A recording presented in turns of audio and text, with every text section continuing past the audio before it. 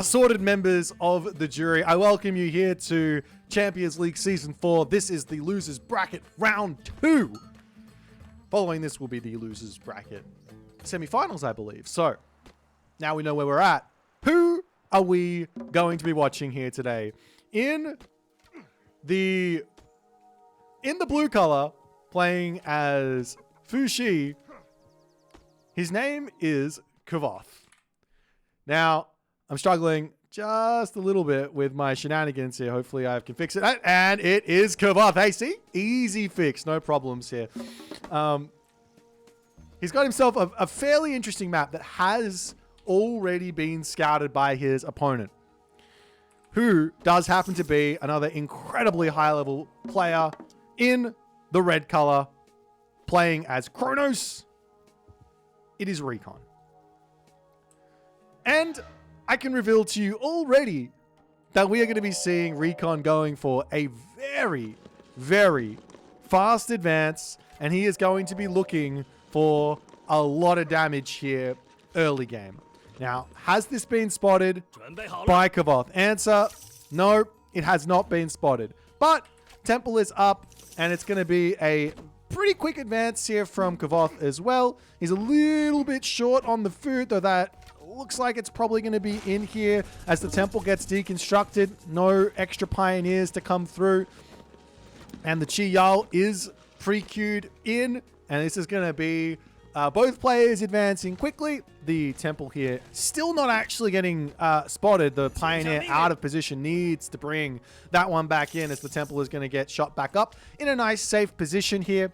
And I think Kvoth is going to be completely fine. Now, one thing here he should be considering is trying to get himself out the fastest of Imperial Academies, such that he can get himself out that Najar and completely shut down anything coming his way. However, this is the Prometheus approach from Recon. It's not Leto, as the Oracle does come back. He grabs that Osberg wagon. He does spot the temple, and 2 pioneers will be out.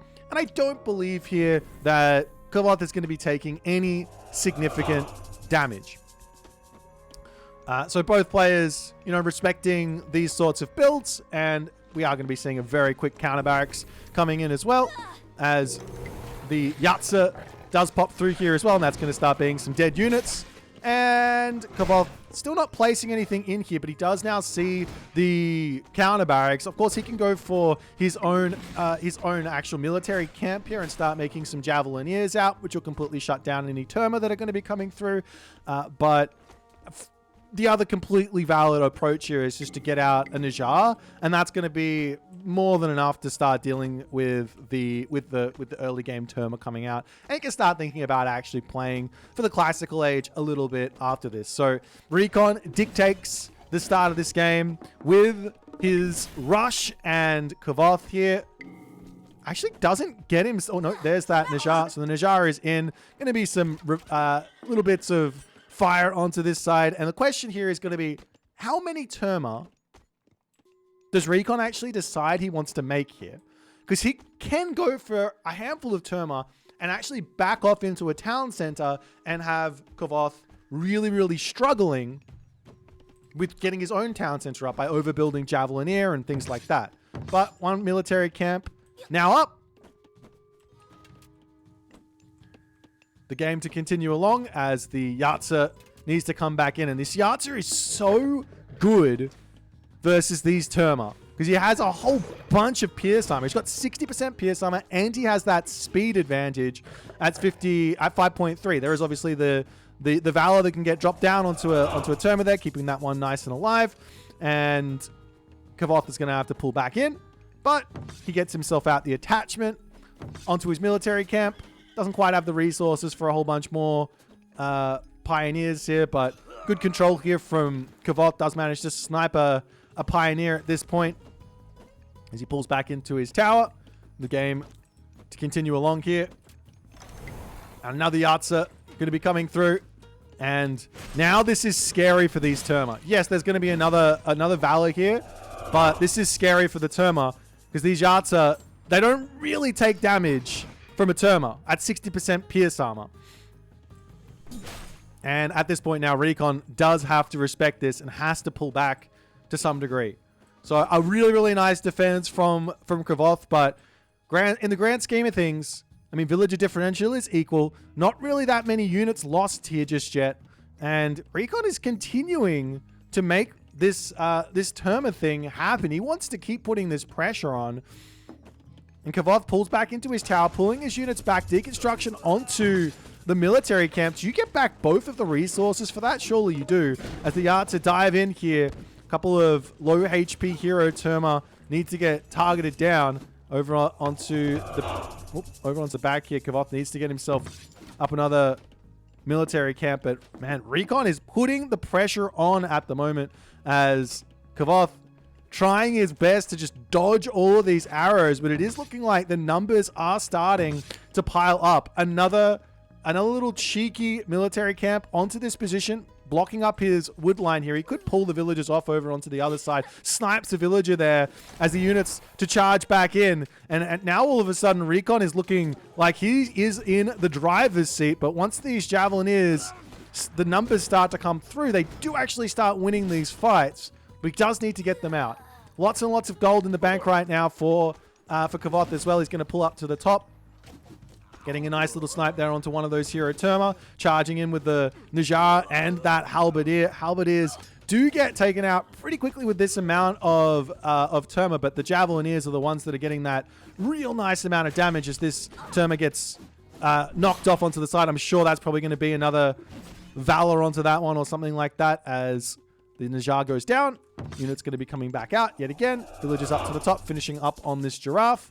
This Yatza, they get pulled back and just hanging there with a little bit of HP remaining. Can't really heal that one up until he's into the next age. There is also a lightning weapons available if need be, as a Promethean numbers are going to start coming in. And this does become somewhat of a problem because you can target down the Pioneers with those Terma. And you can kind of target down the Najar, but as long as these numbers aren't that big, it should be fine. Military differential here is very, very close.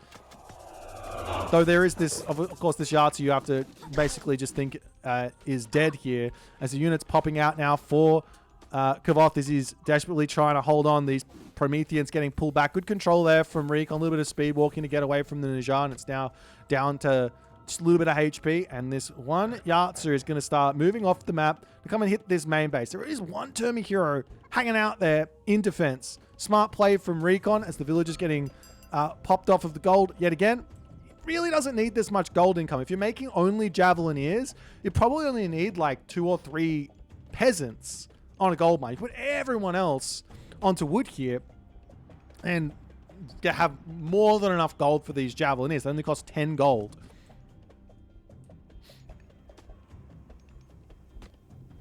The Terma charging forward. Does manage to pick one off there as the military camp getting targeted down yet again, but with the Kwafu there to get the repair in, no problems. Karabalist are coming in. More Terma. I mean, Kvoth at the moment could also go for the Peach Blossom Spring. This is a bit of a wild idea, but if he grabs that, he's going to get a big amount of resources in to actually give himself more than enough production to actually break through here. But oftentimes we see the players sort of greeding out and leaving this for as long as they possibly can. The Archer pulls back over here, kind of getting unlucky with those villagers now only just moving onto that hunt there. But maybe Kvoth will move back in there momentarily as the units slowly starting to pop forward here. An idea of, I like this little mix in here. The Dow Swordsman with 25% pierce armor is a nice little tank there for those Terma. As Recon now says, all right, I've done my damage. Let me get out. Temple's going to get pulled back. Counter barracks as well. Does this get spotted by Kvoth? Yes, he sees the temple getting pulled back. And now is probably, we do have an armory. Now is probably the idea here. Just grab the Peach Blossom Spring. Take all that food. He's got the gold in the bank to go to the next stage. Get to the next stage yourself. Chase Recon here, because Recon's going there himself. He has a villager advantage, obviously, because he's playing as Atlantean. They do get that advantage, so the villagers don't gather quite as fast as the other civilizations. And this counter barracks here is going to be going down. Not the end of the world here for Recon. He does basically end this classical age, though, with a lot of Terma, which don't really do a whole lot. as this Yatsa tries to dive out of here. Taking a little bit more damage. Not sure exactly where he's going, why he was going there, or anything like that. And the Prometheans will be able to pick that one off. And now Recon, well and truly in control here. But I wouldn't say Kvoth is in that bad of a position. That being said, he hasn't managed to move out over onto any of the food over here, onto this position. Recon has been grabbing himself food. No problems on the map. A little bit to some misplay from Kvoth, but a lot of credit to the defensive works there from Recon, having the hero termers in defense. Now, all the resources in the bank here, ready to start making some of those satyrs and things like that out. A couple of Murmillo queued up here as well, as we will see Rage of Slaughter coming through as well.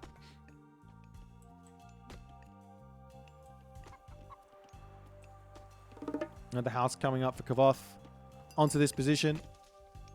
And he's still pumping units. He has to be... He built an armory, so he knows that a heroic age is on the way, but he wants to stay in this classical age, it looks like. Very, very dangerous. However, he does have a huge advantage in lightning weapons as he moves forward. But do you have that advantage in lightning weapons versus chaos? Kvoth says, let's take a fight here. The chaos gets dropped down, and all of a sudden, Kvoth's got no answer to this. He drops the lightning weapons, as the units here will start pulling back. Who wins out on this trade here? I mean, to some degree, you don't even care about these Terma, because this is all going to get replaced by Contarius, Murmillo, Arcus, some of those more premium units, Satyr, those premium units in the next stage. Now, Palace down. Kvoth gets a trade back. His units are very, very weak after that initial chaos. But, I mean, technically speaking, he has caught up a little bit after that fight. He's in front of military. He just has to catch up on the tech here as well. And he does have to have an answer for Contarius, which might need to be Pioneer. Oh, he does, not Pioneer, Halberdier. And he does have the Master of Weaponry, so that is more than possible. He's out on this food situation right now, though. And the question is, does Recon see this? Now, he's got his Contarius on the bottom. And he can very easily make a movement over here with whatever he wants. Satyr, Contarius, Murmillo. And he can get a huge amount of damage onto Kvoth. Kvoth's still not grabbing the Peach Blossom Spring. This is literally sitting here at what would be probably like 850 resources, like of boosted economy, right? Like, of course you get the 1700 completely, but you get double income by grabbing that Peach Blossom Spring. Up onto the top there, Rhinoceros getting eaten up, and Kvoth has not really been able to get any raids off in this game, which is probably the biggest problem for him actually going on right now. His gold mine is finished up. He's going to pull over here and actually grab the gold mine in his main base, the Peach Blossom Spring, so that's fine. It's a military camp over here. This is been a bit of a point of contention here from Recon. He's really been wanting to kill this. It's a lot of value when you attach that attachment onto there, as it's 100 food, 150 wood there. And at the moment, Kvoth says, I can't even leave my food up onto the top. I do have the Yatsa at the very least coming over and causing some issues, as Recon going to be pulling back, sniping on the back here. One Oracle, and I don't believe these Yatsa win this fight. Even with Micro, they probably don't win the fight, and they will have to pull back because they have such little hack armor. That's their big weakness there.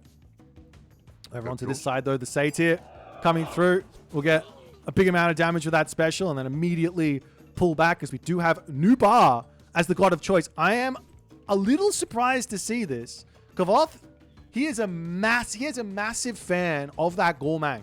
Why? Forest protection, a huge advantage. However, against Kronos, you do have to play around deconstruction, which does significantly limit the impact of forest protection. You can basically only drop it on a village center or a town center. So he goes Nubar for what? What does Nubar even give you? Drought ship onto the water? Probably not. Rock solid for the myth units? That's probably not that useful either. Scorching feathers? That's a good technology. That is a good technology. We see a town center now coming through for Recon. I like these decisions more than going straight to the Mythic Age. Much more safe here in this sort of a situation.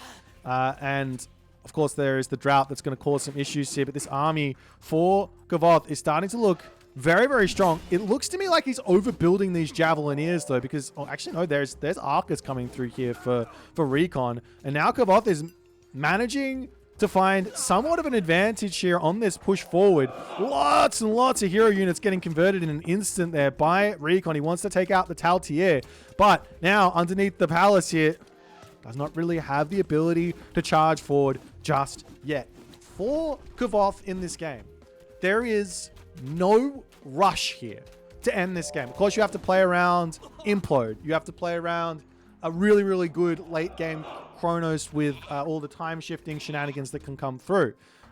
But late game, especially if it gets in through Hull 2, this army, that's not right, Huang Di. Yeah, if you go through Huang Di, the god with the dragon, you can get yourself some incredibly powerful units here. As the Yahtze dives in, sniping that Yahtze down is so strong. There are a couple of Pioneers starting to get mixed in here. Kvoth is missing himself the big fat unit here to limit the myth unit effectiveness, as the Palace will get targeted down here.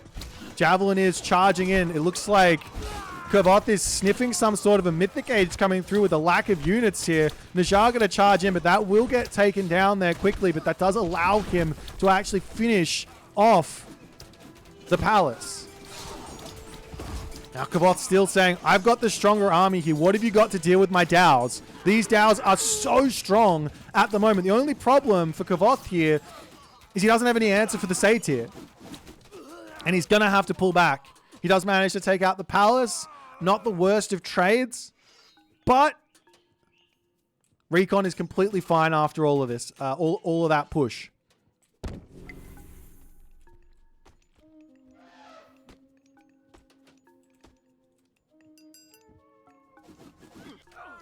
Kvoth to charge back in. He is going into a spread formation because he knows how strong the Chaos can be.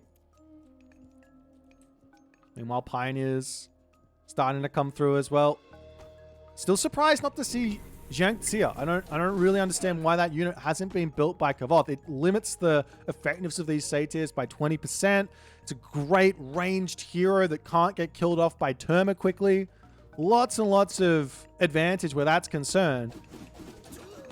As the Satyr come in, get a little bit of damage. I do guess these... I didn't realize the Wuzu Javelineer were affected by the Searing Point, by the new bar tech, but apparently they do, which will make them just that little bit more effective.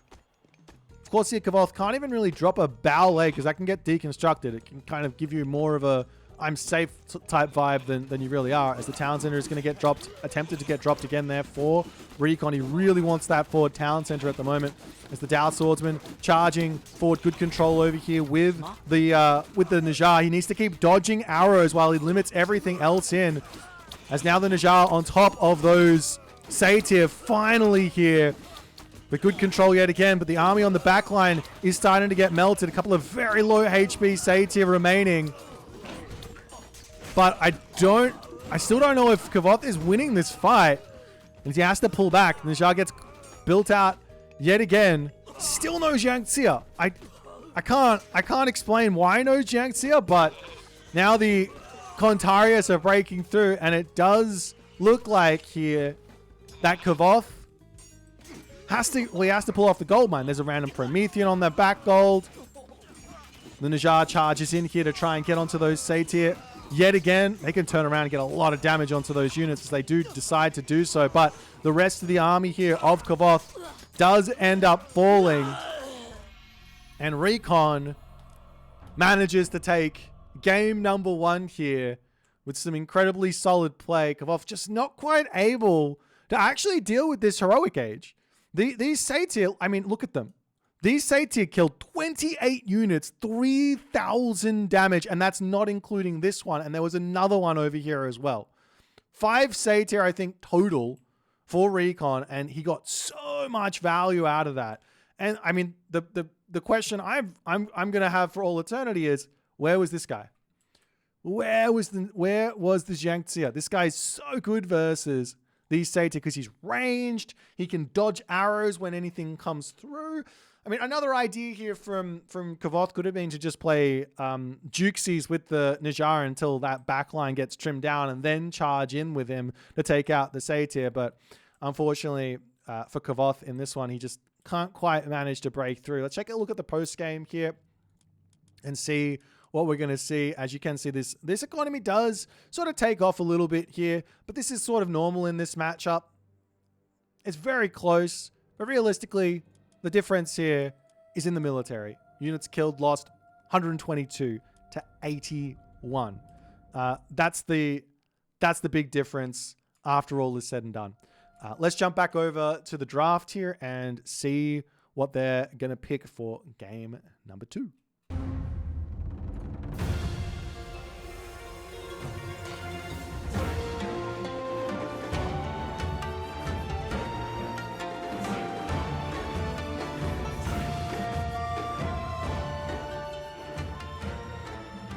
So game number 2 is coming in, and it is going to be a dun dun dun dun dun dun dun dun dun dun dun.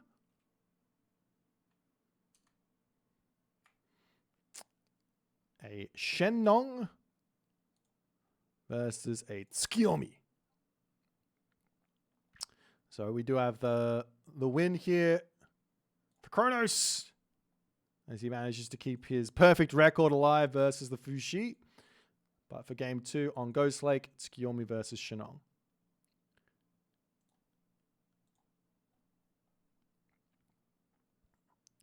So let's take a little look-see at the stats here and see how these guys are actually shaping up. And funnily enough, for whatever reason here, Shennong has got a 4-0 lead over Tsukiyomi. Absolutely crazy. Absolutely crazy. We'll see if that's going to get turned on its head here or not. But these guys are already in the game, doing all their good stuff.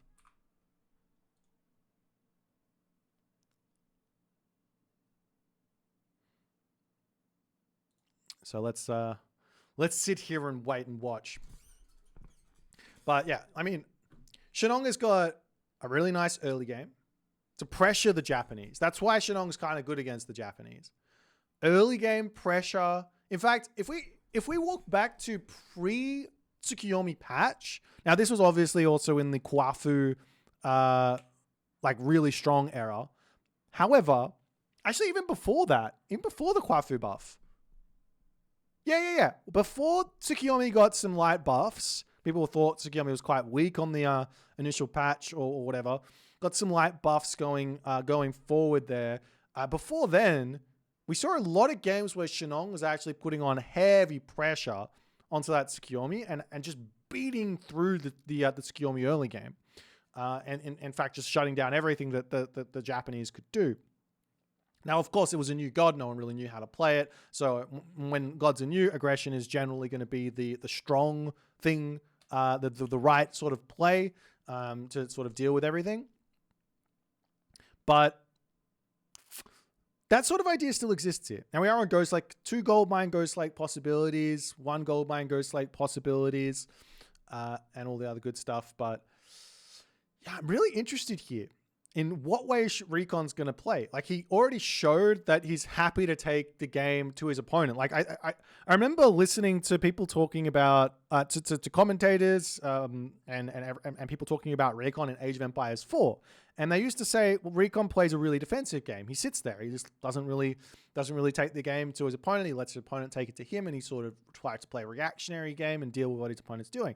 But already we've seen, no, that's not the case. It's just whatever Recon feels like the best players, the tools available to him, he's going to use those tools to try and find a victory, as he saw with that Kronos there. Now he's playing a different god. Now there's 2 very, very different approaches here. Well, maybe 3 different approaches, actually.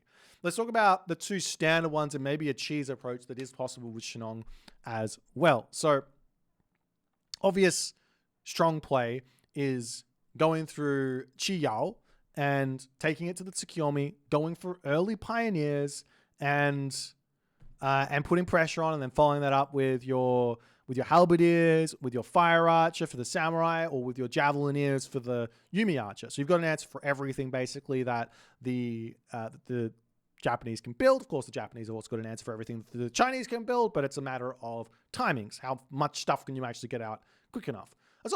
There's the next play, which is just go for Earth Wall, play a defensive game to town center, and just try and hold until the very late game, where you can find a nice late game idea and try and win there. There are some ideas there for the Tsukiyomi inside of that sort of thing as well that are perfectly fine. And then there's a final idea, which is a little bit too crazy for most players, so we've seen some people going for it, would be a forward base type thing where you rush the classical age, you charge forward with the Kwafu, throw down your buildings on top of the gold mine, drop the earth wall, and then you're going to look for a gold star on maybe a 1 gold mine Ghost Lake type thing. There's lots of ideas to defend against all of that stuff though for Tsukiyomi. So it's going to be a really, really interesting one to see who's going to come out on top here. But without further ado, we're not going to need to wait any longer to see how it's going to go. We're going in onto the map Ghost Lake. Let's check it out.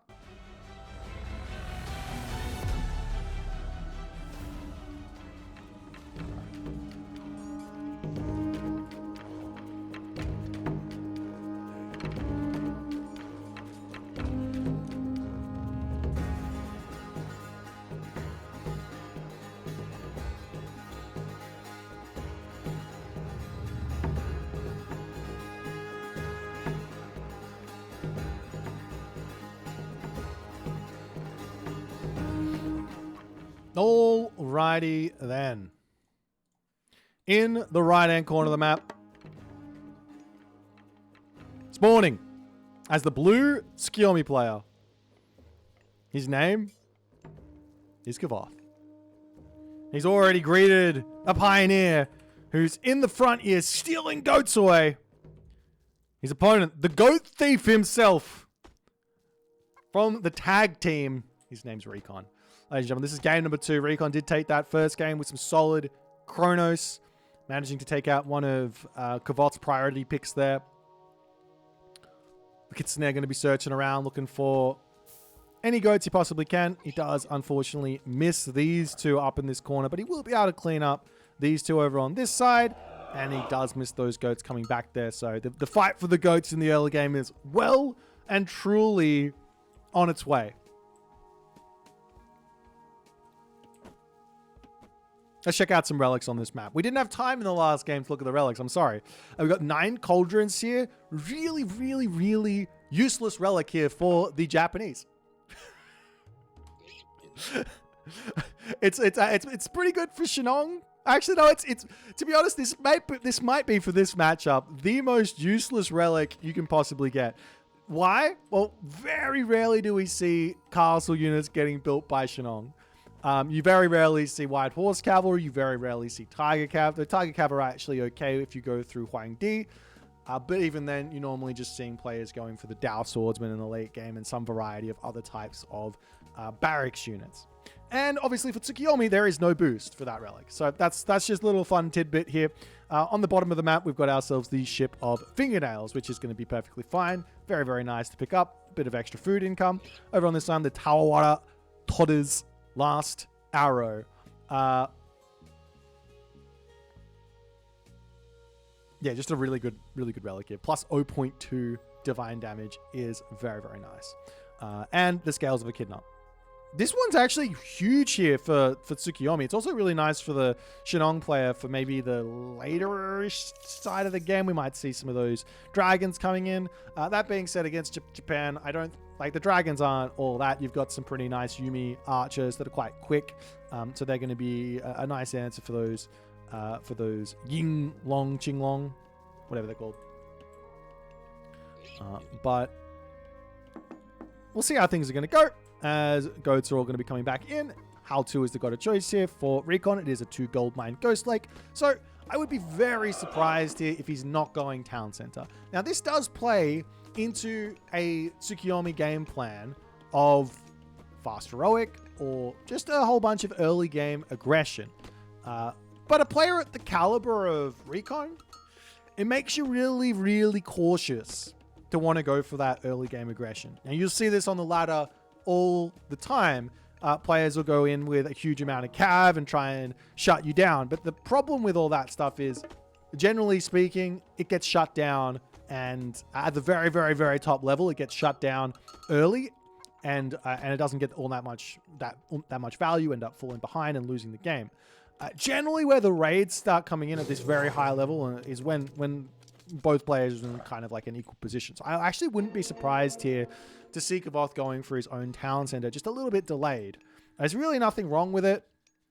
He does need to get himself out a stable to deal with any early game pioneers or a whole bunch of Miko to actually heal up his villages that are under attack. But Recon hasn't gone for any of that. He's not going for the early attack. You see the stable coming over here. The Jiragumo is going to be sitting in, playing a little game of defense. The Kitsune is going to be heading across the map here. And he does spot this town center, but he hasn't spotted this one. So he knows that nothing's going on at the top. All the relics are going to be coming over to the wayside of Kvoth. And especially with scales of the Echidna, it makes you wonder. It really makes you wonder. Do you just go for a fast heroic here?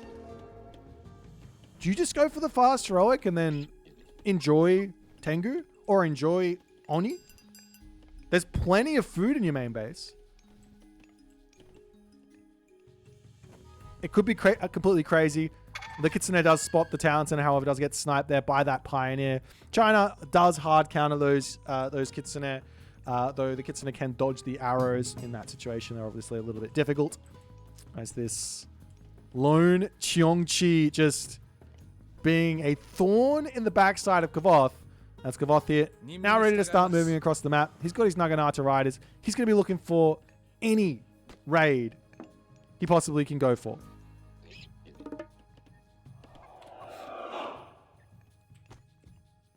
I mean, you have to wonder, like, scales of the Echidna, it's making the food cost very, very low. Naginata riders coming through. They do spot one villager, and he doesn't quite get the block off. He almost had it there. Great defense from Recon. Nice try from Kvoth, but that's all she wrote where that's concerned, as these villagers on the chickens going to get pulled back. And Kvoth here will be able to start poking down this earth wall over here. Look at the... I thought the Kwafu was going to join in. As at least one little wall gets knocked down. The Pioneer comes through, picks off a Kitsune over there. That's a Chillin going to come over. Free Chillin there to help out. And these Naginata riders will be needing to bail out on this position. As Kvoth, where to next? It looks like it's a town center angle here. He's absolutely going for the town center. Super delayed and really far forward as well. I don't like this decision in the slightest. Like, you're putting your most important building at the moment, which is probably the second town center, the most weak building, I should say. Your second town center, right outside the base of the Shenong, which just means, oh, Shenong goes heroic age, Shenong makes unit, Shenong gets the siege out, and then you're going to start taking this position out. If you're on this back town center, well, I mean, it's nothing near it, but at least you're keeping yourself in the game from a villager standpoint. And you really don't want to be eating your food anyways here. Just grab yourself a whole bunch of goats and enjoy that, and keep the food alive so you can get all that favor income. You can see it's already up to 75 favor. But this might be a part of Kvoth's plan here. Put himself in a bit of a weak position, utilize the swampland to catch his opponent out. That could be an idea. That could be an idea. Onto the front here now. Earthwall getting targeted down. It does take a really long time to actually destroy the Earthwall. This thing is incredibly strong. 600 HP. We're also going to be seeing Recon on the back here, just blocking this position off with another wall. You break this wall down, no problems. I've got another wall. Though that being said, if the entirety of the Earthwall does break, then this wall doesn't really do anything. And also is true on the back here for the villagers to grab this. Another Miko coming through to heal up the units and potentially just jump onto this snowy pine. She can come over onto this side and grab both of this as well. And we do actually see that Kvoth says, all right, let's come over onto this spot. And he's still building Naginata riders.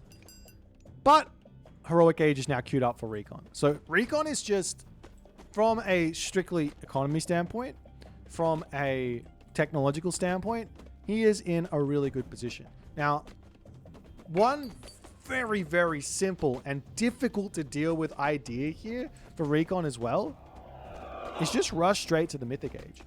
Because here's the thing. You can overcome a gap in economy with Tsukiyomi if you can force the fights. And they're not bad fights. You have to take decent fights, right? If you can force the fights, you can overcome a gap in economy. But how do you force those fights right now if you're Kvoth? There's no units to fight. There's the villagers, there's the halberdiers. These guys aren't going to be doing a whole bunch to the halberdiers. I like the inclusion of the Jurugumo in the front here. So long as he can charge around the side and actually take out the pioneers, it's going to be in a good spot. There's a Jurugumo that picks up one halberdier. The halberdiers will be going down. He has to micro. Great control there from Recon, though. On the flip side, as these guys will be pulling out. He does move at 4 speed, so that's more than enough to get away from the pioneers. And considering they're now separated, you got to be careful because you can just charge over there and deal with that. But it's looking now, Heroic Age is in. The house coming up. Resources for a palace. Not quite through just yet, but he can just plant it in the main base. Here's the actual thing, though. If Recon does decide to go for some sort of a fast mythic here, is there any way for him to secure this gold mine if it's not going to be dropping a ballet straight here? I don't think there is. However, Kvoth has to have this in his mind that this position matters. He doesn't have the scouting on this spot. If he sees this ballet coming up, that's going to be... I guess he doesn't have an... He's got... No, he doesn't really have an answer for the Fey Beasts here. So this is incredibly safe for Recon. If there was a couple of hero Deuterinos in on the front, then it would be a completely different situation. Now, the favor income is in. Hachiman on the way now for Kvoth. One slight advantage here for Tsukiyomi is the fact that advancing is faster. Does mean it costs a bit less on the village account, so you are able to actually catch up 1 or 2 villages for that advance there, as the Cheongchi coming through. And I have to imagine that the game plan now for Kvoth, with 16 villages on wood, is get out as many Tengu as he humanly can. Another ballet, however, coming through for Recon. Recon, he can just play defense underneath these ballet and get Mythic Age, get access to Wenzhong, and have a really, really nice amount of hero presence to deal with these Tengu. But he has to read that that's the case. It's going to be pretty obvious, I think, when the new moon gets dropped and these units are not on full bronze. Of course, when he sees all the Tengu, that's even more obvious. Stable getting dropped. Daimyo coming through. I mean, the other option is there's 2 usages of New Moon here, so he could also go for that. It's actually looking like he's not doing this idea in the slightest. I must say, the only thing that I was suggesting, as much as Twitch chat wants to meme me, could you not imagine, like, instead of all of this stuff, you just have like 5 Oni walk through, smiting gust these units over onto this back here, take out both these ballets, and then lock off this gold mine? I could imagine it. Sounds good. But now this is the problem that I was talking about with grabbing this forward town center. Siege crossbow is in, double ballet is here, and Kvoth is now in a very, very difficult position. He is making some Tengu, but still holding on to this... the entirety of what's happening here.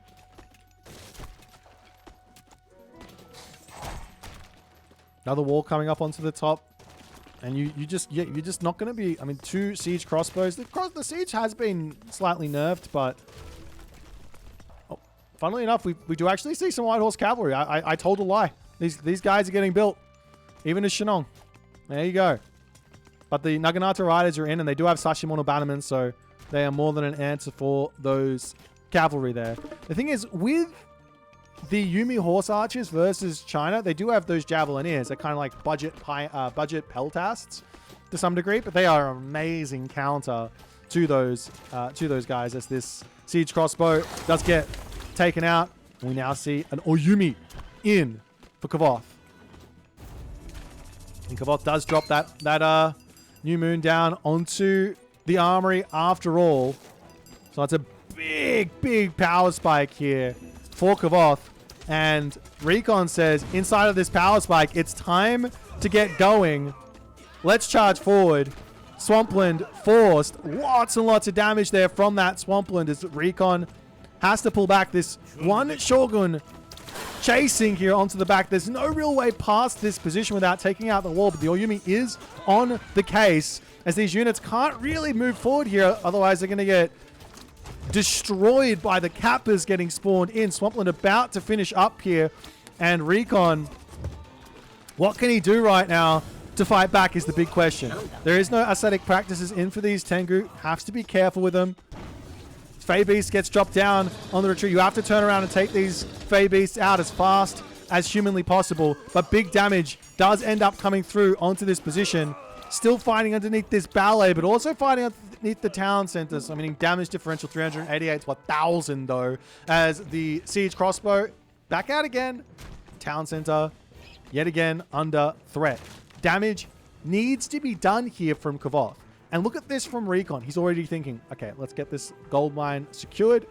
I'd love to see him get both of the gold mines secured on that side position there as soon as he possibly can. Because this is where Kvoth is going to have a little bit of trouble. We have now got that Ivory Netscape coming through. It's going to help out a little bit on the gold as these Tengu are going to be diving in. There are a healthy number of pioneers kind of to deal with the amount of Tengu here, so not really much problems. There's also that Sage there on the back. But Kvoth is sort of stuck here against these buildings. There's not much that he can do. He's trying to get himself to the Mythic Age. You can kind of see that. He's got himself the castle on the back there as well. And any little bits of damage here. If you can keep the Tengu alive, heal it up, it's always better. Nice usage of the Sage there to stun the Tengu, if only for 2 seconds.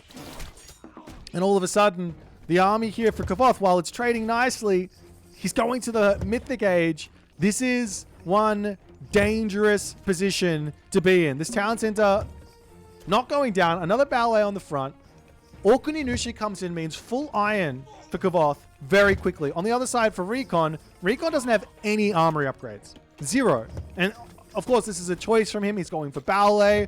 I like the idea. It's really, really defensive in this spot.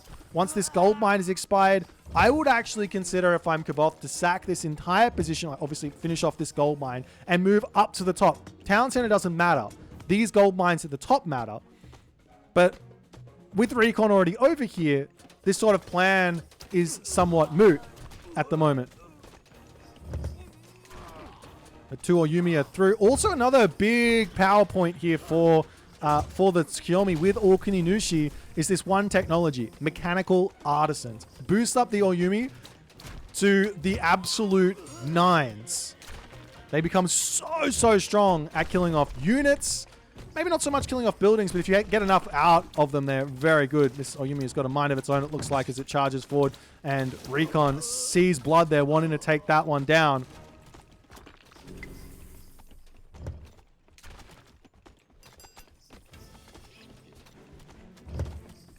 There's also enough favor for another New Moon. Another really nice unit to be building here for Kvoth in this Mythic Age now is going to be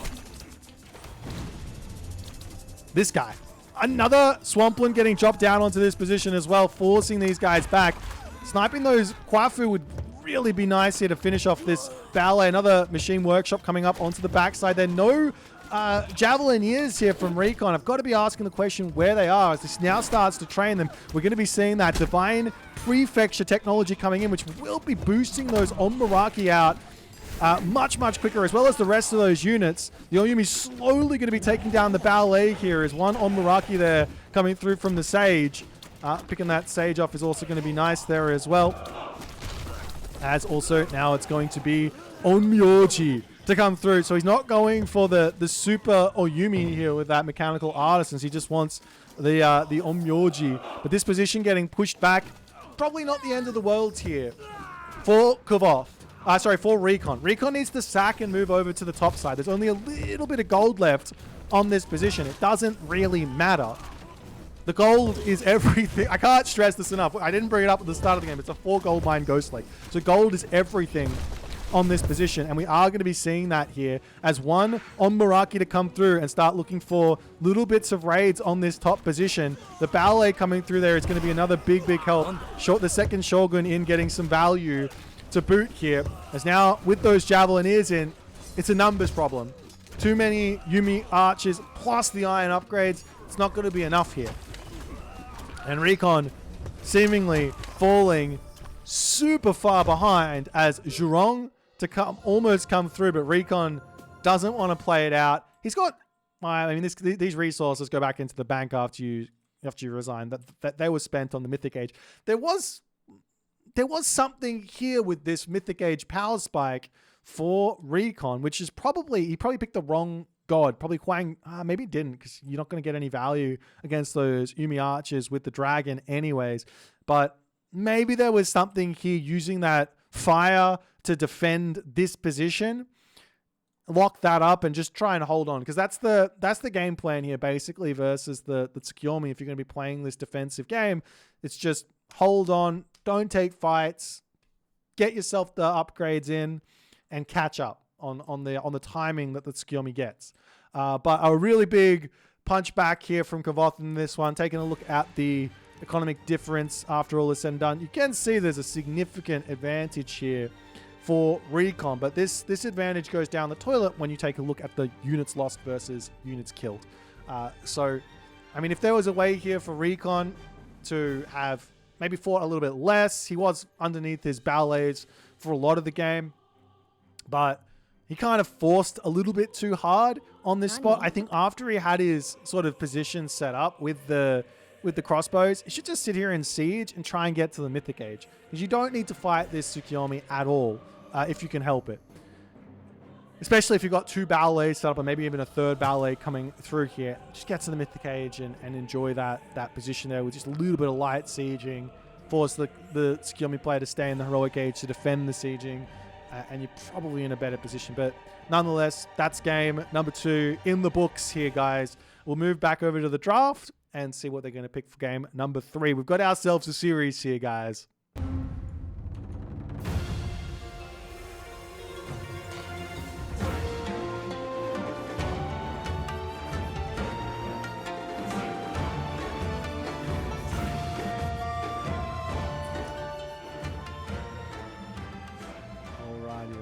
So for our next game, it's going to be Azus versus Oranos. Azus versus Oranos on the map Mirage. On the map Mirage.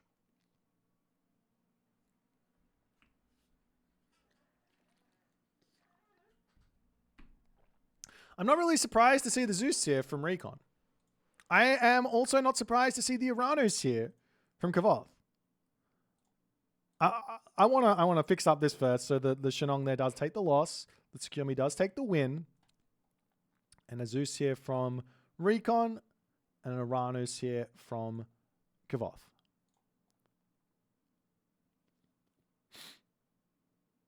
So, okay. Looks like these guys are somewhat already on the way. Okay, so we've got ourselves about 4 minutes to wait. So let's talk about it.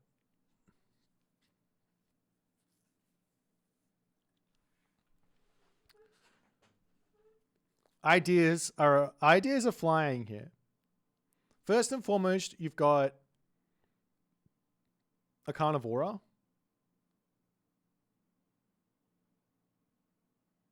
No, that probably doesn't make any sense.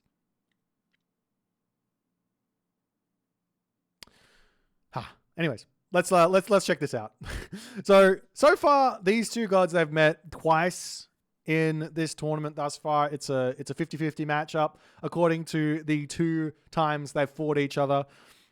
We've got a whole bunch of picks of Mirage. This has been picked 43.2% of the time and banned 52%. So it's a very, very it's a map that people love and also hate.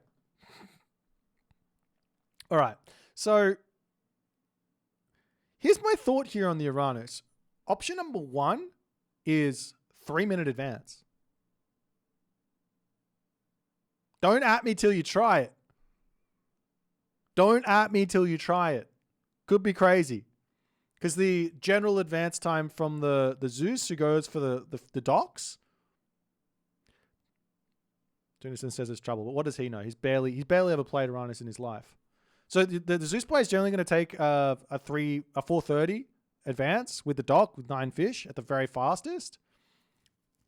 You're in his base with probably like 5-ish Murmillos by about 4 minutes.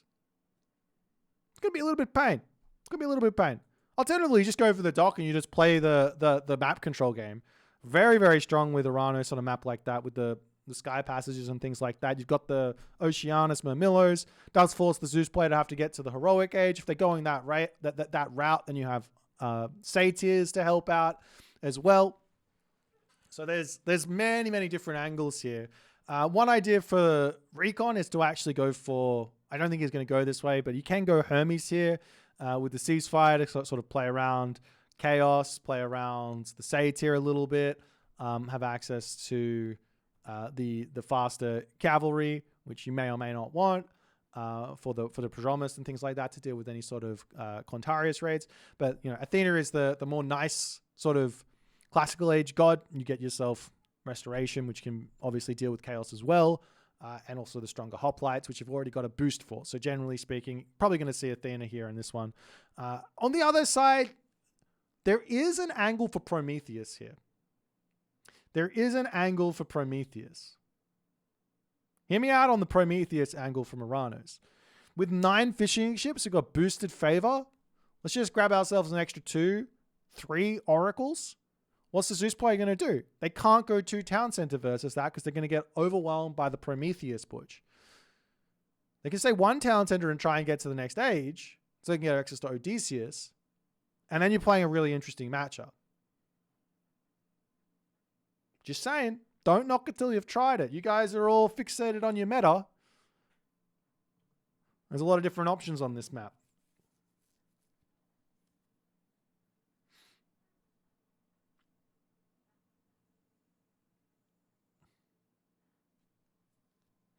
Nonetheless, we're going to be jumping into game number 3 here. These guys are split right down the middle, 1-1. It's going to be a Zeus versus Uranus game. Kvoth's main god from way back in the day versus Recon's. I have seen him playing Zeus on water a lot, but this isn't your average water map. But let's jump into it. Mirage coming up.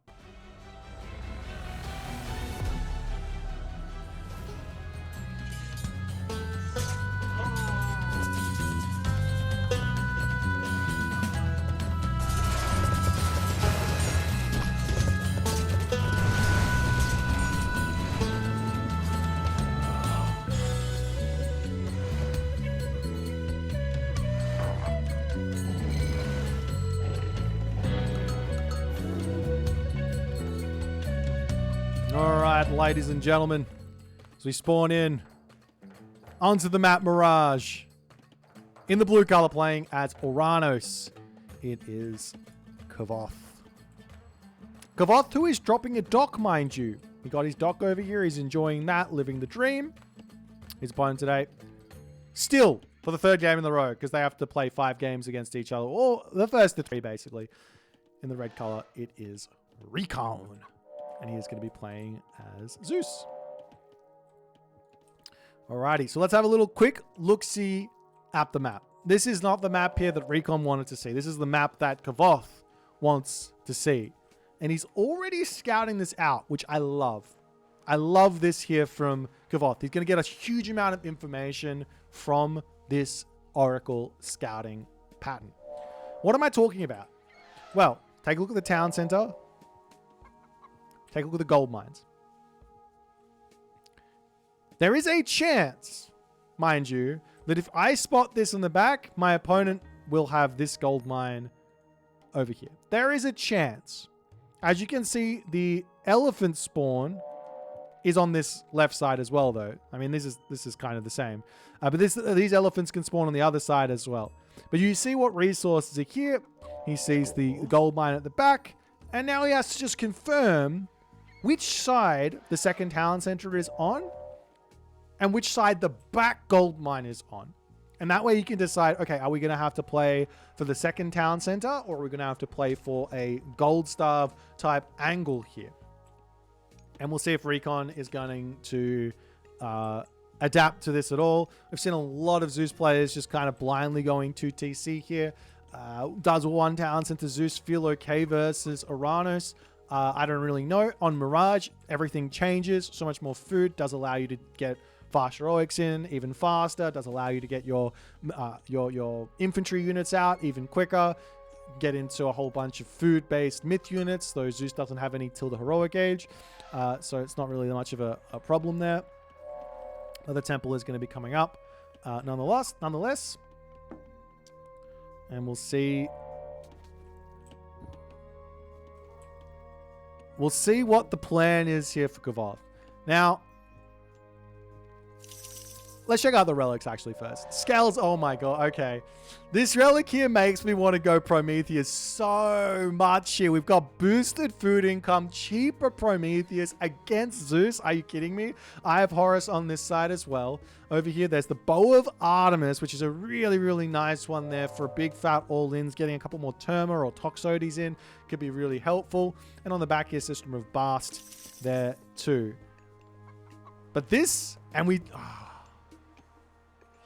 Okay, there's still the Satyr angle, but this situation for Kvoth with that relic, with this map spawn, this one is screaming at me to go for Prometheans.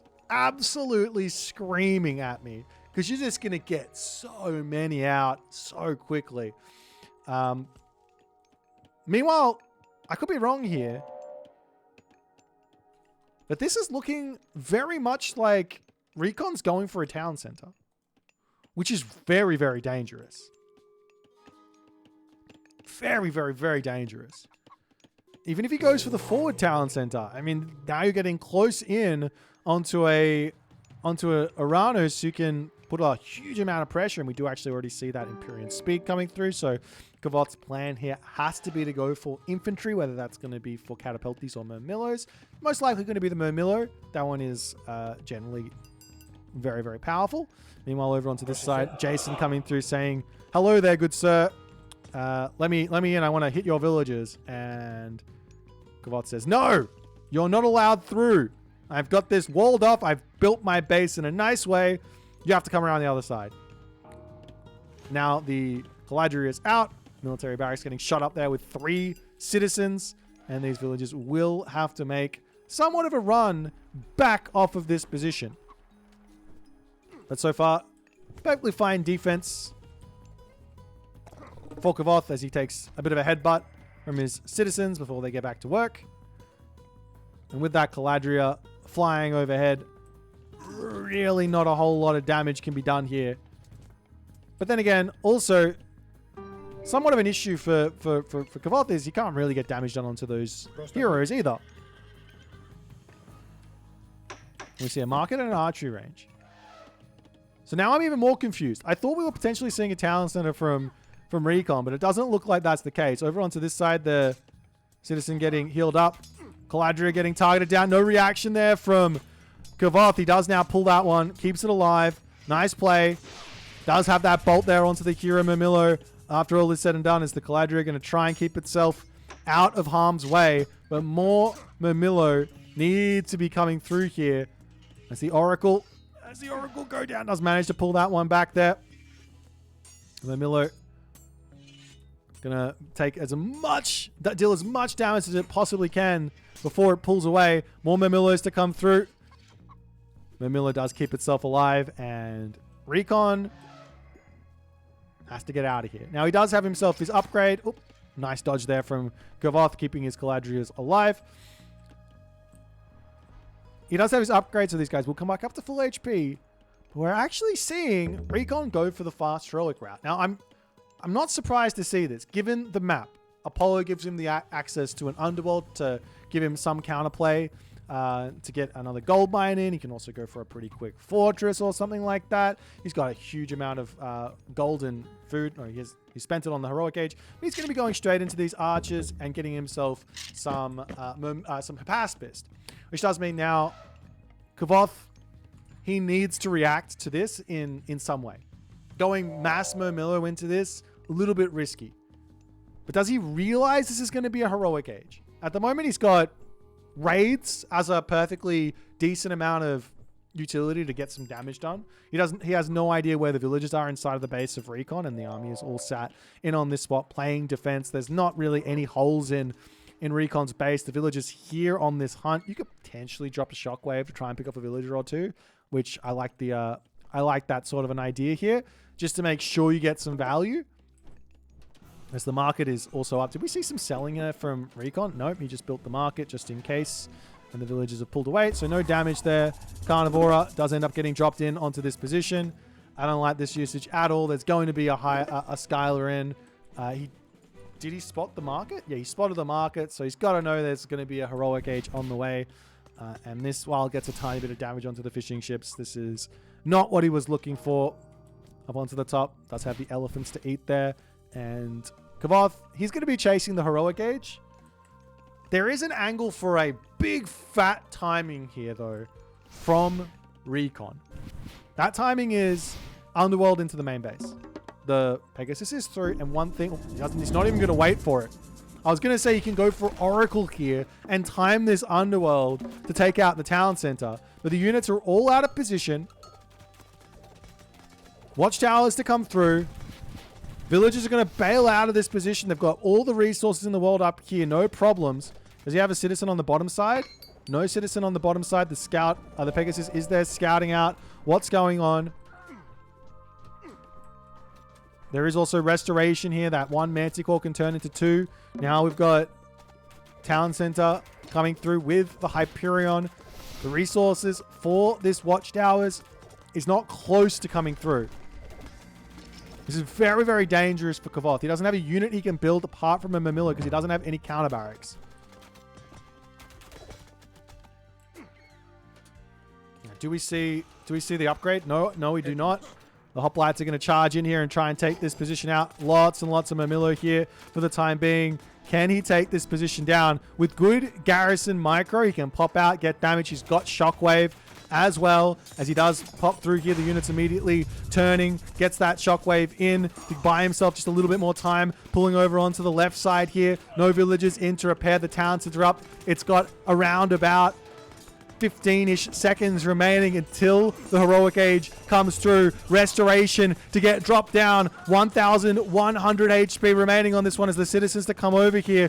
Even with a chaos, will it be enough? There will be a satyr to help out. The town center does manage to stay alive here. Chaos gets dropped down as the satyr gets some big damage done. The citizens repairing up as fast as they possibly can onto this spot. The satyr has to pull away. The Heracles and Jason in hot pursuit here. Recon managing to force Kvoth out of this position. Contarius are getting built in. Town center falls, and Recon is in an amazing position now as the Sky Passage goes down.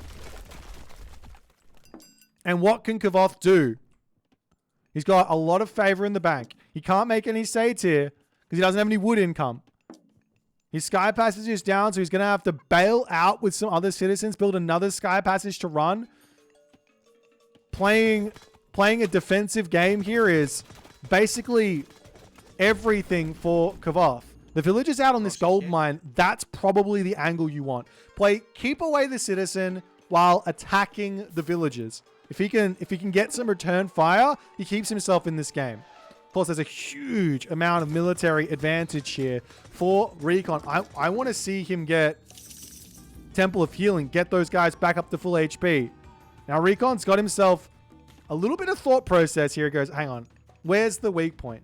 Where are you going with your units? Well, you're going to be attacking me, right? Let me just come over there and defend against that. There is a Carnivora, though, and with no hero, that's going to be a lot of value. Now, the heroes can get pulled, but still, units coming into the main bases. Recon turns around, sees the Kvothian army here as he loses 2 Murmillo on on the retreat. Ontaria's starting to come through. Dock goes down up onto the top there. And that's going to be some problems for the fishing ships as they can drop the food in for a couple seconds after the dock finishes, but then they can't anymore. It's a little quirk of Age of Mythology. It's a little quirk. Don't worry about it too much. As units pull back, they can actually come in on this spot. I'd love to see like a satyr pop in here and come down onto this couple of satyr or something like that, but all the buildings falling in the main base here for Kvoth. Recon is just getting so far in front. There will be another chaos for another big fight, but to some degree, villages don't matter here. To some degree, if you think about it. What matters? Citizens dying. No reaction there from Kvoth, a little bit too slow. Sky Pass is going to go down. What matters here is the gold. If you can lock off all the gold mines here as the Uranus, well, you win the game. You've got Chaos, you've got Carnivore, you've got the favor for both of those. But you have to win a fight.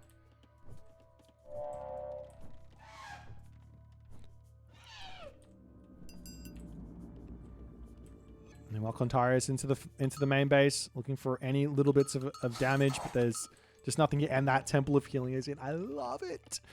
Toxody's back up to full HP. Max value. So you do see these units coming over onto this position here. Drops the Chaos down. He knows he has to get some damage. But he just can't take out the units. He will be able to kill off the Sky Pass. No, he's going to leave it. Over onto this side now, going after some villages in the main base as the hoplites are through. I'm not sure I understand that usage there from Kvoth. He wanted to pick all of the units off in one instant, but just not able to do so. And even better for Recon is he can just pop back over to the temple, get those hoplites back up to full HP, no problems. Meanwhile, onto this side, he's dropped a dock. And there's an Arid here that can deal with all this, but Underworld Passage on this side getting targeted down. This one does manage to pick off the Underworld. The game continue along. Villager differential is creeping in front. Kvoth, 3 oracles only out at the moment. He's got himself how many satyr? 2 satyr. 2 satyr and a dream here as House is getting chipped away. But Recon at this point, well, he's going to be a full army of Zeus units. What does Kvoth have? He does have himself Bite of the Shark Mamilo. They aren't upgraded. He's got 4, he's got 4 satyr. That could be the ticket here with some good control. But Recon, very quick to set up on this next gold line. Walls coming up nice and quickly here as the Contarius will come over here and start at least denying the walls for the time being. The army is in onto this position, cannot be affording to throw away units at this moment. Kvoth's only chance here is a complete and utter victory on this fight. As he breaks through, gets that damage off. Villagers moving over onto this side. Couple of villager kills here. He needs to get all the damage he can to keep himself alive in this game. Shockwave onto the army, trying to catch out all of the Toxotes here. Now Recon says, I got to pull back. Let me play defense a little bit longer here. Villagers onto the left side getting charged down. Hoplites say, all right, I got a nice little position. Let's turn around, take this fight. No Odysseus on this fight here, making things very, very difficult for Recon. But Recon manages 10 seconds for this fortress. It's very close to going up. The Contarius surrounding it as they're going to get a huge amount of damage done. A couple of villagers might end up falling here as well. 1,600 HP remaining on this one. There's also the Temple of Healing to help out behind everything. And now Fortress up with half HP is still Fortress up. And Kvoth has to respect it. He pulls back and he's got himself 127 pop of 160, and now he's going to drop his town center back again in a very tough spot. The fishing ships on this top location going down as Recon will have to start getting himself his own fish out.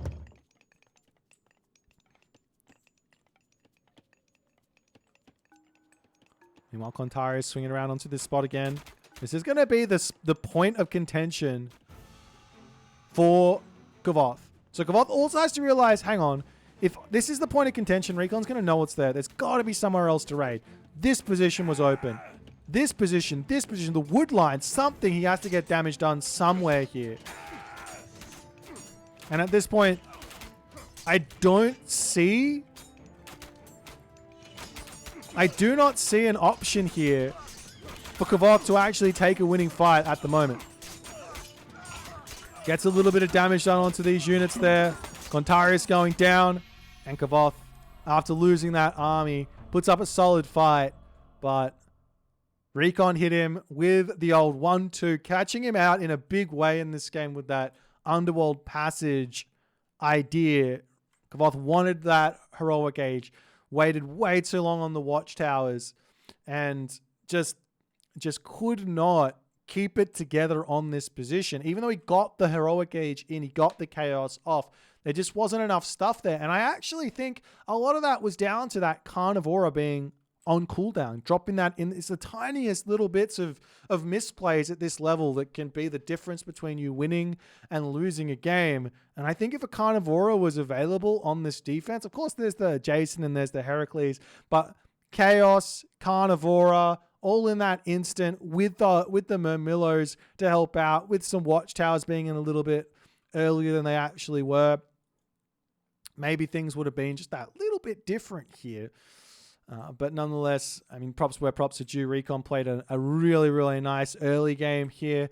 I think maybe another idea from Kvoth would have been to train out an immediate second Caladria. If he wanted to drop the Carnivora onto this position, get a little bit of damage happening, just send that one around the side.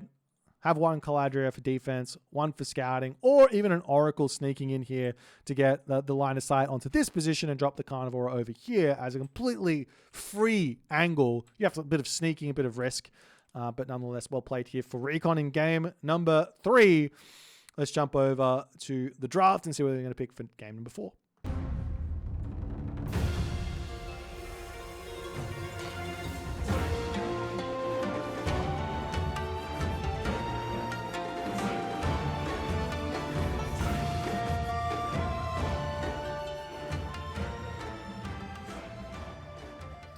Alrighty, so we are going to be going in onto the map Anatolia, and we are going to be seeing a Hades versus Amaterasu affair.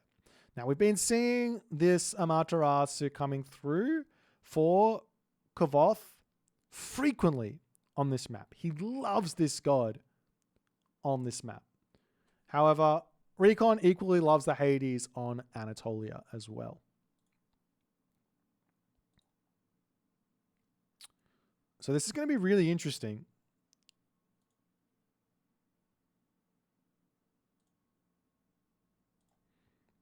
This is going to be really, really, really, really interesting. I've got no idea which way this one goes. Now, it looks like Hades has had one win versus Amaterasu in this tournament. I don't believe it was on Anatolia. I do not believe it was on Anatolia.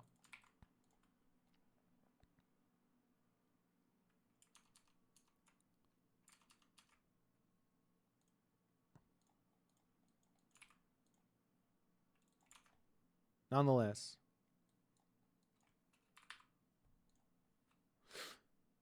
I guess we'll have to wait and see. I don't really know. Like, we can talk a little bit about theory here, but I don't believe we've seen this matchup. Now, obviously, these players, especially Kvoth, considering he's been playing Amaterasu, would have been practicing this specific matchup.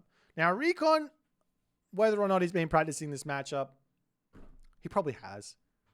It's Recon. Like, these players at this stage in the tournament, I'll tell you guys, these guys research their opponents. Age of Mythology is just as much about the map, the matchup, yourself, as it is about your opponent. Knowing your opponent, knowing their tendencies, knowing how they're going to play is a gigantic leg up in a game. So we'll see. We'll see what Recon's cooked up in this one. But I do like the Amaterasu here for several reasons. One is Samurai greater than Hoplite. It's a food costing unit. It beats out the Hoplite, gives you a bit of an advantage if it's going to be that classical fight.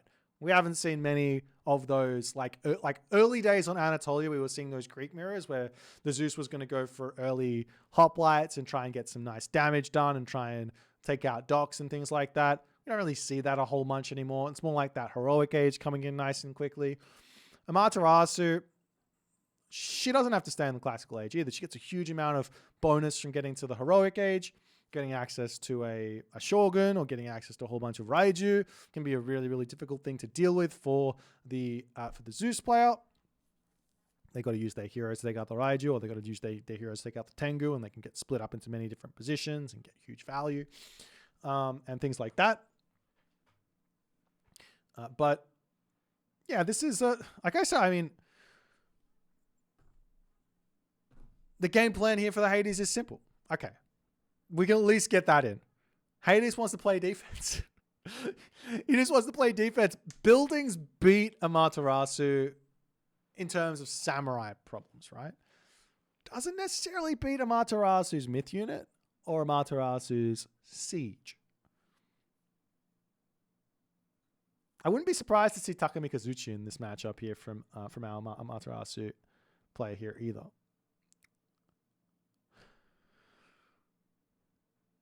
Nonetheless, we got 30 seconds here from game number 4. Recon is 1 win away from taking this series, kicking Kvoth out of the tournament, and moving into the losers bracket semifinals. Kvoth has got some really, really strong picks for game 5. He's got Noir, he's got Set, 2 very strong gods for him. Recon also 2 decent picks there with Poseidon and Ra. And the final map will be on Giza if we do end up seeing it. So those are 2, like every god here for Kvoth is good. Recon, maybe less good for that final Giza map. So if Kvoth wins this one, he's going to set himself up for a really nice opportunity to take this series just in terms of gods and things like that. But ladies and gentlemen, we're now coming in to our 4th game. Let's jump in onto the map, Anatolia, and see how it's going to go.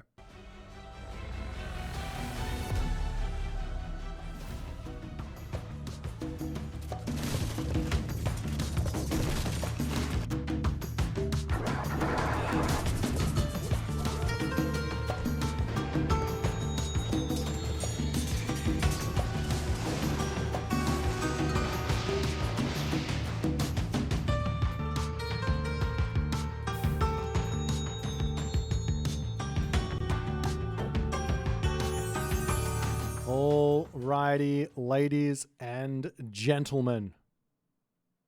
Game. Where are we at? Game number 4 in the top of the map. Playing as the blue Amaterasu. It is Kvoth. Dun, dun, dun, dun, dun, dun.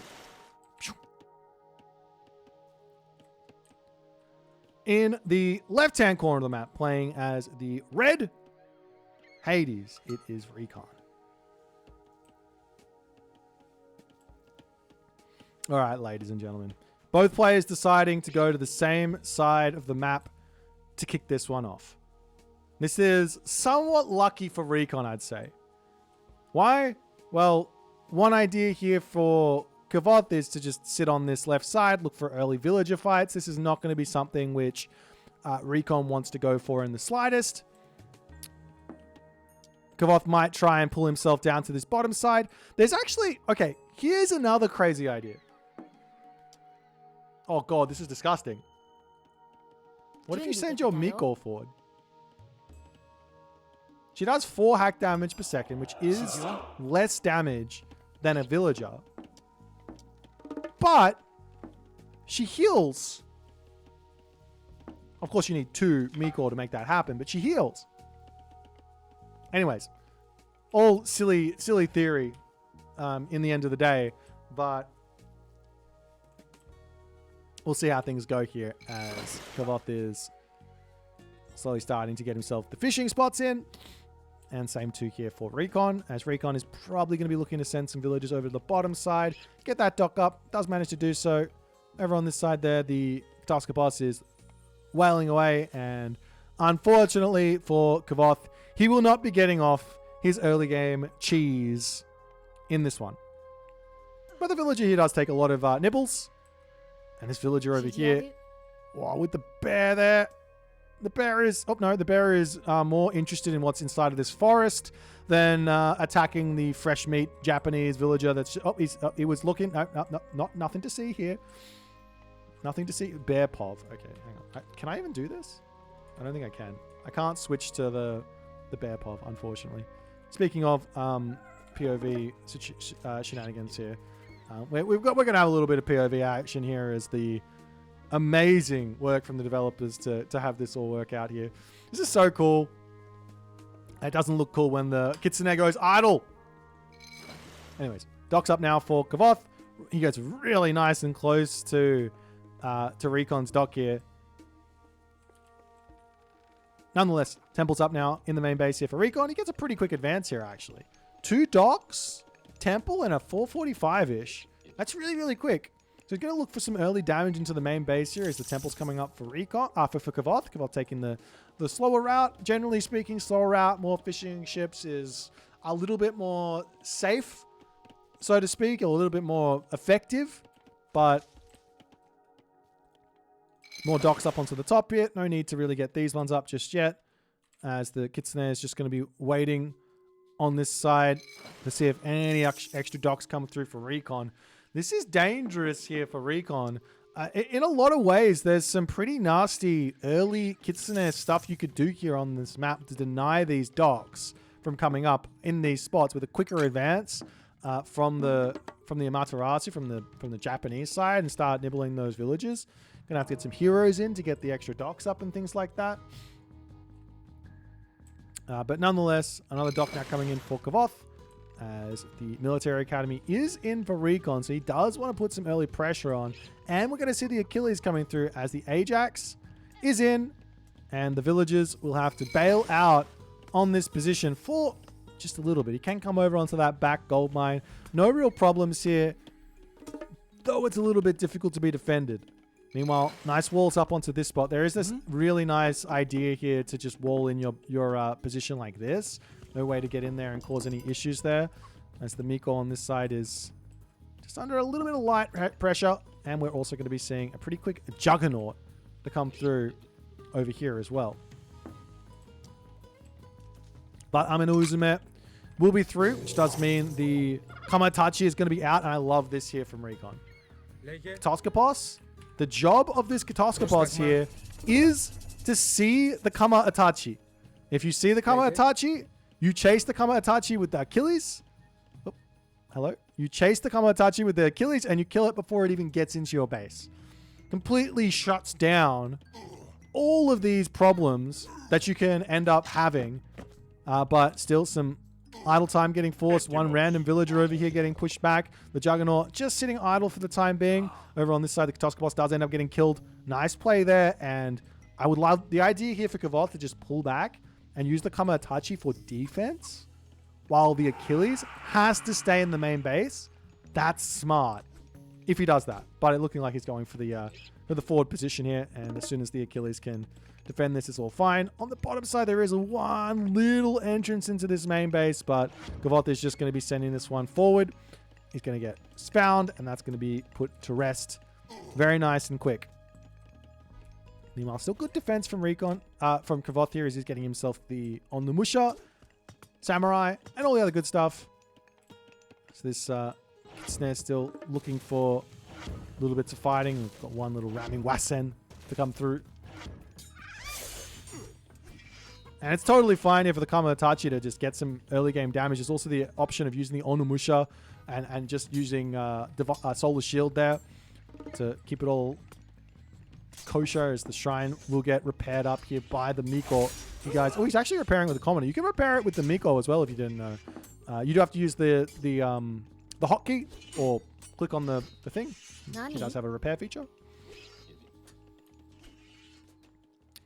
Nonetheless, the ramming Wasen pulls back. Juggernaut 18 HP in a dream. And on this side, though, the Onlumusha pulling away. Kama Itachi looks like it wants to get off the map here into the main base, as there's a lot of units now coming in. Recon forces watchtowers as the Miko here going to continue to garrison in. Great defense here from Kvoth. I think Recon going this aggressive onto all of this. This plays into what Kvoth wants here in a big way. Kvoth's going to get himself his Samurai. He's got his watchtowers. Completely fine now to defend everything coming his way. This one Juggernaut out. Does have to deal with that one in some way, shape, or form. As the Kama Itachi on the front here is taking a little bit of damage, But picking off a whole bunch of units here as the Achilles comes through. Doesn't even drop Solar Shield. Clearly here, Kvoth is just like, let me just hold off on using Solar Shield for as long as I humanly can. Another Kamatachi in. This Goshin Boku tree only has the one currently queued. Had two currently queued up. There's another one's going to come back out. And these are just going to be infinite value coming through non-stop. Another house to come through as a little bit of a housing crisis is starting to come through in this game as the samurai come in, just getting a little bits of damage. Not the Meekles are in a little bit of trouble, but we'll be able to pull back behind the wall here. No problems. And so far, so good for Kvoth in this game. As he pops through, takes out one of those juggernauts. Villagers on the front here trying to get a little bit of this gold mine. And now a stable to come through. Two stables, actually, for the Naginata Riders to try and deal with those Toxotes. Recon still putting some massive amounts of pressure on here. But this is playing into this Bushido, which will be coming through here. Medium upgrades are going to be in pretty quickly, you'd have to expect. Someone in chat maybe can correct me. Pretty sure the fighting on the water does give yourself Bushido as well, right? One other idea here from Recon will be to pull his units back and just bash down the docks. Claim access to all of this stuff. I was told it doesn't give Bushido. Okay, it doesn't give Bushido. Okay. Maybe the myth unit does for Susanoo or something. That's where I'm confused. Nonetheless, these three Kamatachi are such a menace for Recon to deal with. And there's going to be, as the Achilles actually gets sniped, these three Kamatachi are just going to absolutely dominate this fight. Restoration is going to be needed here. I don't think there's any way for Recon to win this fight. Kvoth is in an absolutely dominating position now. He's got himself that wind sickles technology queued up, but he doesn't even need it. As Ajax now comes through, and Kvoth does give a little bit of the, okay, no worries, I'll pull back, it's fine. Now Recon still massing up units. Kvoth's going to pull all the way back up into his main base. Do have a couple of units over onto this side. There is still this one little entrance, and maybe over here as well. Onto this side, though, the Kitsune awaiting the villager. House comes up. This is a dead villager. There will be no secondary dock onto the top, and now Raijin is queued up for Kvoth. I'm not surprised to see Raijin here against Hades. Maybe Shogun has got a little bit of value. But realistically, is the Hades really going to go into a whole bunch of Manticore? I mean, maybe. But you've still got plenty of answers for that. Nonetheless, it's this one Trireme causing a little bit of problems over onto this side. All the units just hanging out in the main base here. And there's a little bit of room here now for Kvoth to go in for a couple more shrines. Starting to move forward onto positions like this with the gold mine and the boar. The one Junko Sosen in. Does have to be somewhat respectful of the dock. It is Hades. You do not outrange a Hades dock. Has a lot of advantages here against these types of siege ships. But there will be the, I can't remember the name of it. The fish. There will be the myth unit to come through for Kvoth here on the top side as well. So it's going to be a little bit of an assistance on this top side. As Kvoth's saying, all right, maybe we can take a fight here. There is this Thunderburst, but realistically, just play map control here. Maybe even straight to the Mythic Age. Drop a castle down into the center of the map. You've got that Lightning Burst, plenty of units out already. Mythic Age for Divine Slash, or even the on Meraki one, the gate for 2 Thunderbursts, an extra Goshin Boku tree, and a whole bunch of on Meraki as an idea, with a whole bunch more Miko to come through. As you can see, a whole bunch getting queued out, ready to start moving across the map and grabbing all of that good stuff in the middle of the map there. That shrine on top of this gold mine here.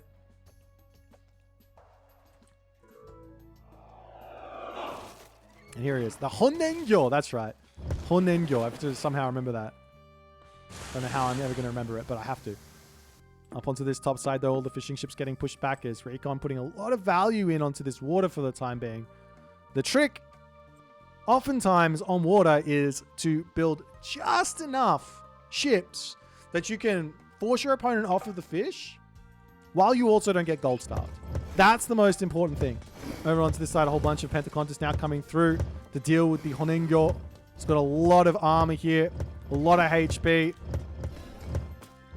And the Wasen going to be able to at least deal with a little bit of this as the dock does end up falling, but there's another dock already down onto this side. Meanwhile, Gorhe wants to come through here for Kvoth as well. He's got plenty of food income. Dojo onto the front here.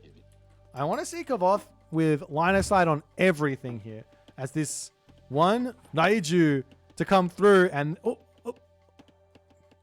he can't get in, but he can fling this villager into the air and at least pick that one off. This is not an entrance. It looks... Oh, it is an entrance. Never mind. Achilles and the Ajax will be over here and dealing with this.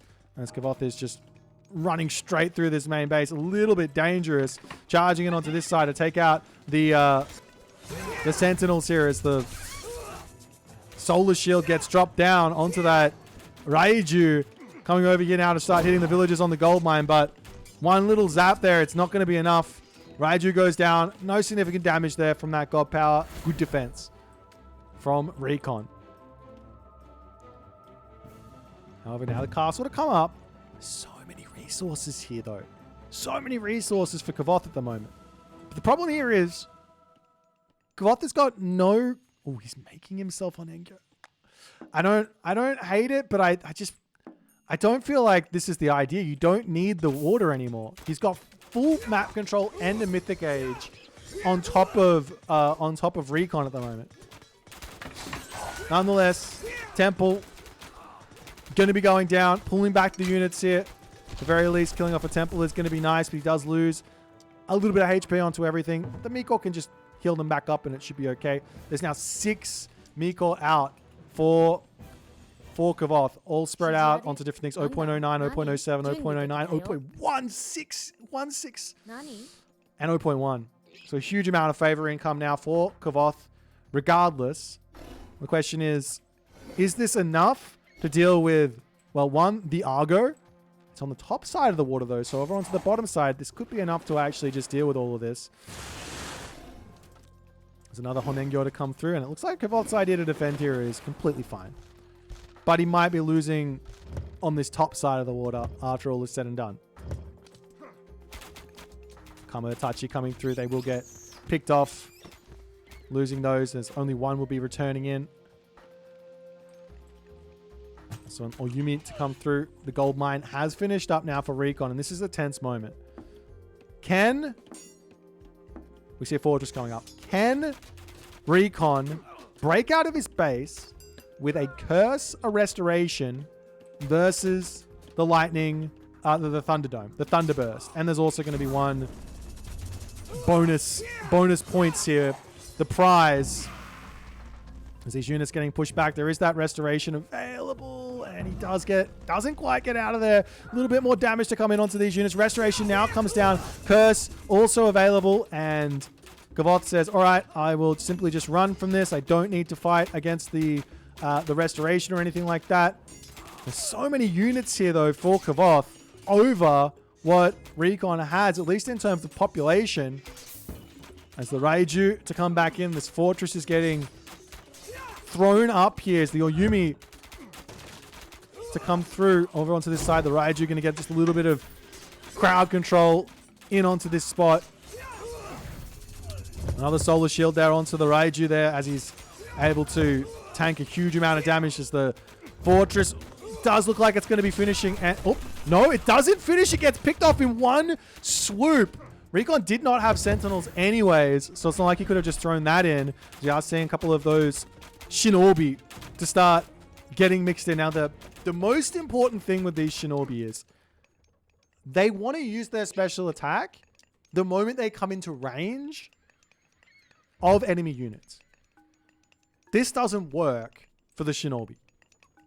However, you see where the enemy army is. You use the special ability outside of the range of those Toxotes manually, and all of a sudden these guys start becoming very, very powerful. But then again, that does require a little bit of forward thinking and all that other good stuff. As the Oyumi from way back. Coming in, Shinobi now starting to get those punches in as we do have a curse finally getting dropped down. The archers will be able to take out the somewhat low numbers of the Shinobi after all is said and done, but the front line does fall. Villagers getting pushed off of the gold there as well. Up onto the top side here, the town center gets denied, so a little bit of revenge fire there during all of this by Recon. But this is pure Toxote here for the time being to try and deal with these samurai, and he is managing to do this nicely. The problem to some degree here now, though, for Kvoth or for Recon is actually no real answer for the Oyumi. As his hoplites are charging forward, 2.4 speed versus 4.3 speed, however. Maybe I spoke too soon, as he does get caught out of position here. There's 134 favor in the bank for Kvoth. What is that for is the big question. Units up onto the top to deal with those hoplites. He wants that town center up. Now we see a fortress up to the top side, away from where the army is. The Oyumi get cleaned up, and I spoke way too soon. Those Oyumi were not that effective there for Kvoth in the slightest, and Recon seems to be in a half decent position moving forward. Over here, villagers onto this gold mine. This does get caught by Kvoth. Huge raid here now by Kvoth as he comes in, gets that damage done. 2 villagers going down, pulling back. The army does rotate over here, and Kvoth, unfortunately, they're not paying attention, losing all 3 of his Shinobi there. That is not what he wants. The town center, however, now up for Kvoth. That's going to be a bit of an ego advantage, however. Options of Petropoli now here to siege this down, and all of a sudden, this doesn't look great for Kvoth at all. There's restoration on the cards. There's sentinels on this position as well to lock this up. There's also, on the temple, golden apples, which still hasn't been researched by Kvoth. Big mistake there. He should have probably about closer to 140 favor at the moment rather than just 90. But he's a little bit more worried about the gold income than anything else, as another fortress now coming down for Recon. He's like, I have to hold on to this position. Meanwhile, the Raiju going to charge in, and the Solar Shield idea here is yet again on the cards for Kvoth, though he ends up losing that one. Now, I should note that all the fish has been cleaned up. There's only a handful of fishing spots now remaining as the Lightning Thunderdome does get dropped down. Straight into the fortress these units are going to go, but they don't have enough garrison capabilities here for the moment. Villagers getting pushed off of this position as well. Fortress going to be going down. And lots of villager kills here, as the Gold Starve is still a major threat here. Recon dropping his restoration after that Thunderburst there, though. And then the fortress doesn't end up going down as Kvoth says, I better pull back. Doesn't want to take the fight just yet. Over onto this side, however, a couple of samurai in is enough to scare off those hoplites back. Great control from Recon here. Up onto the top, getting that damage done there as well. As the hoplites getting picked off over onto that right side. Now the Shinobi to come through. But with the fortress up, going to be a difficult position to siege here, especially with no castle on the backside. Kvoth is pumping every little bit of resource that he has out. There's a lot of reserves here for Recon. But the thing is here, all of this fighting does absolute wonders for Kvoth in this game, because he's about to go for Bushido Tier 4, which is champion upgraded units, of which Recon doesn't have a great answer to, but he does have himself Peltast. As the horse archers getting counted nicely there from those ones as well. More Shinobi coming through here from Kvoth. I mean, I don't mind it, but I do think the lack of numbers of samurai are really hurting, and also the lack of food for Kvoth is hurting a lot. Still trying to deal with all these ships, trying to at least give himself a little bit of food income on that bottom side. And now that Petropolis is in, now there is a villager advantage now for Kvoth. However, I mean, if we take a look at the fishing ship situation, 16 fish does cancel out this villager advantage. So it's not that big of a deal. Of course, there's a handful of fishing ships here for Kvoth, but not that many. As he's going to charge back in onto this spot, drops himself that solar shield yet again. As the Raiju trying to get in here, trying to disrupt as much as they possibly can. There's still a population advantage here for Kvoth, but he has so much less. Well, now there's not. Yes, he does not have the military resource advantage, which is the crazy part about all of this.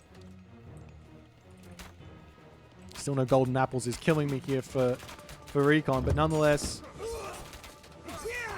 Samurai will get cleaned up as another Raiju making its way back in here, but Kvoth just can't take these fights at the moment. He's getting closer and closer to this Bushido tier 4, but he's finding himself there in a disadvantageous position. The Razor Wind, Sickle, Kamatachi coming back through, and this game is so tense. Villagers on this side are going to get taken out. These villagers over here plenty safe underneath the castle, but more Shinobi to start coming through here, and these just aren't not working for Kvoth at the moment. Now the units of the villagers over here garrisoning. They have to start repairing the town center. Recon's grabbing the town center on the back. He's already got it. So losing a town center, not really an option for Kvoth at the moment. Kvoth has now lost literally all of his military. Gets himself a dock back up here, trying to get some more harass onto the water or something. Like, all of this favor and just nothing to spend it on is such a big issue for him. Charges in, gets the damage onto those Toxotes, but one unit versus the world tier, it's just not going to be enough. Another castle coming through as the Shinobi to come in and try and deal with these Petropolis. And you can see that they use that special ability and you actually lose out on DPS. Got to use it way before and charge in.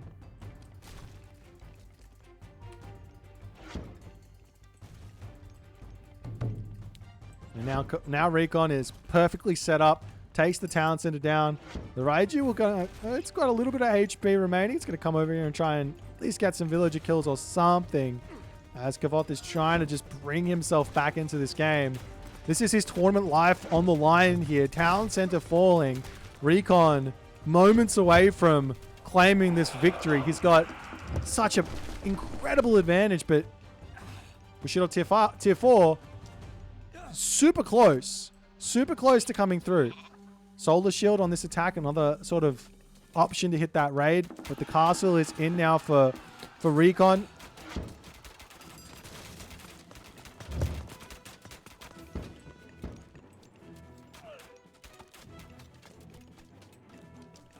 As the town center in the center is the next option, and Recon also has the resources basically for the Mythic Age, which does bring Artemis as an idea. Champion does manage to come through as one last attempt here for Kvoth to make some sort of a pushback. He's at full population again. I don't know where his army is. It's looking like, I mean, this is his army over here, I guess, in terms of just the Shinobi. He does deny the town center at the very least. There's actually not been a Mythic Age clicked up here from Recon, which might be a bit of a mistake because he needs that Mythic Age to get himself champion units now. Kvoth has got his champion units. He's back onto the gold mine at the top. He's still got a villager advantage, mind you. He's just struggling for population. Does he have like random units idle or something? There's a whole bunch of idle units over here. This is all of his idle military. 70... He's got 80 population. There's 9 Shinobi inside of this position as the town center attempting to come back up again, but the Shinobi come through and they will be putting a denial onto this position. Shoot and scoot with those fire torches. Denies that one. Charges in here to try and take out the Petropolis again. Does manage to do so. Loses a dojo for it though. As the Shinobi can start roaming around the map here, looking for villagers to pick off, taking down fortresses and things like that. He's got the speed advantage here. There is an angle with champion upgraded units for Kvoth to bring himself well within an advantageous position. Taking the villagers down over onto this side. When you're behind in any way, when you're in front, killing villagers off is such an important part. He's got the town center back up as well over onto this side. As now Recon saying, okay, hang on, if you're not going to attack me, let me at least kill your villagers off. Now we've got Petropolis versus Oyumi over here, as the Oyumi is going to get pulled forward to try and take out the Petropolis. It takes a long time for that one to actually die there. As the villagers pull off into the town center, the Petropolis over here to siege down this position as well. The Shinobi have to pull back. Kvoth here might want to just drop this town center as well. There's no real need for him to go to the Mythic Age. He's got Champion. Armory upgrade situation for Kvoth. He's missing a lot of upgrades. Recon, he's got most of them. He's just missing that bronze weapons here. As the fortress going to be getting taken out over onto this side. Town center will get cleaned up yet again. No way to deal with this, but if you clean up this fortress, maybe you can take this town center. You can take this gold mine. That sort of stuff is going to be very, very important here. There's the villagers all over onto this side trying to keep the town center alive for just a little bit longer, but those villagers need to find some sort of safety. As Kvoth pulls back underneath his castle. Town center up here is going up. Maybe the idea is just keep the town center alive for long enough so he can try and get himself above 190 population. He's not able to do so. 190 will be all he's allowed. Fortified town centers is another idea for Kvoth, but he just can't escape from this bind that Recon's put him into. It's Raiju over here getting pulled back. The villagers will sneak back over onto this gold mine as Recon probably needs to move forward and slap a fortress down over here as well. But there's this position as well that matters. Now the question is, does Recon know this? Recon doesn't have any line of sight on this gold mine. He's got no idea how much is left on that one. As we see another Thunderburst. How many Thunderbursts do you want? Recon says. But then Recon also says, hey, I've got myself access to a restoration here momentarily. So yeah, we're not worried about this in the slightest.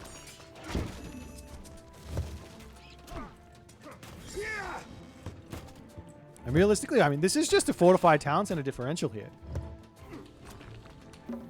Kvoth is missing that. He gets himself a castle up onto this side. Defending this gold mine is very important for him. Town center over here getting grabbed. These villagers on this side do need to bail on this side, on this gold mine immediately. Losing villagers is not really an option for Kvoth at the moment.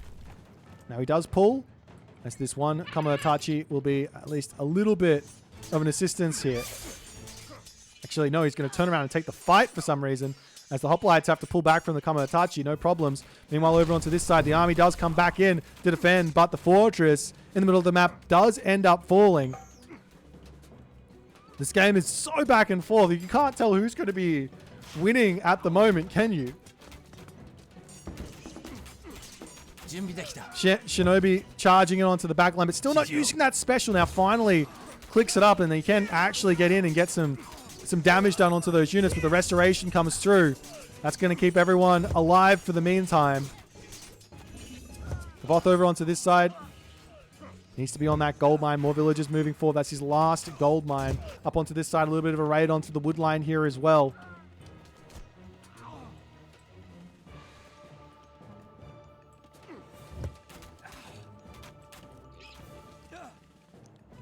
Kvoth will pull back. Armory upgrades still not really. They're both caught up a little bit more. Recon's still missing just a little bit. But both players not really wanting to fight. Kvoth's lost. Recon's lost a whole bunch of pop. Recon's lost a whole bunch of pop. Now the samurai numbers are starting to look scary. It's basically just Shinobi samurai with a handful of Yumi archers here from Kvoth. He really doesn't need them. Whenever there's those Peltas out, you just go, no worries. I mean, this town center can also get grabbed by Kvoth here if he wants.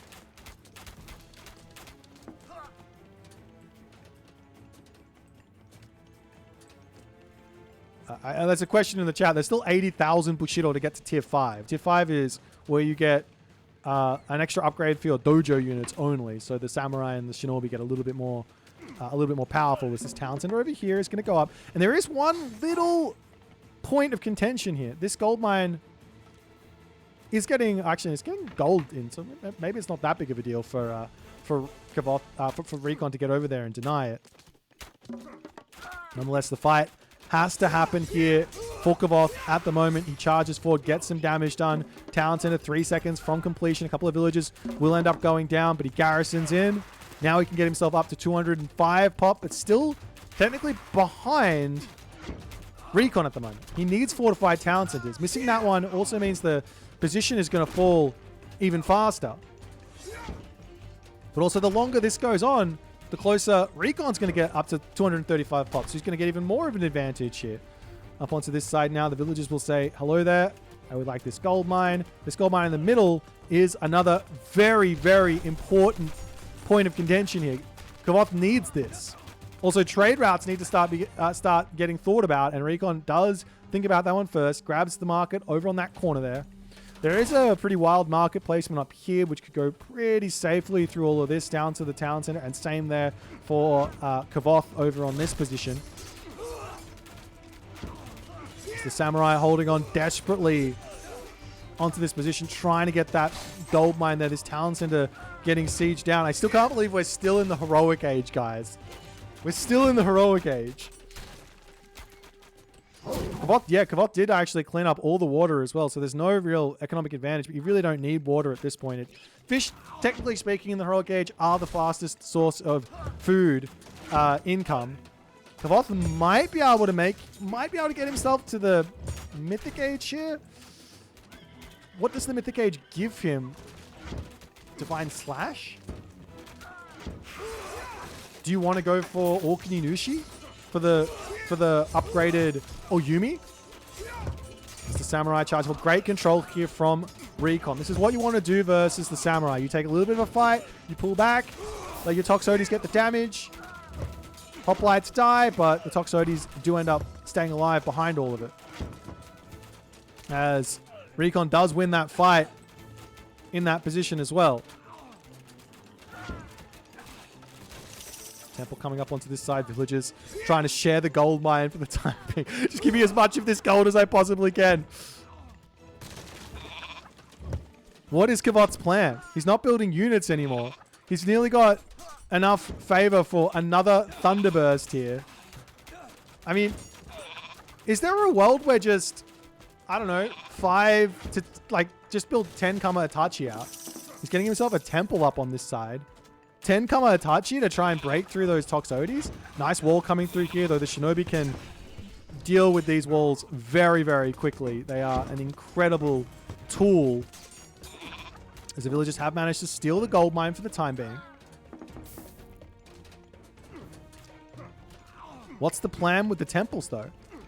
Shinobi coming in. We do see that Thunderburst to come through yet again. There is no access to restoration for just a little bit longer here as the Shinobi chasing down that back line, trying to get some damage done. A ghost building of sorts to come through over here as well from Kvoth.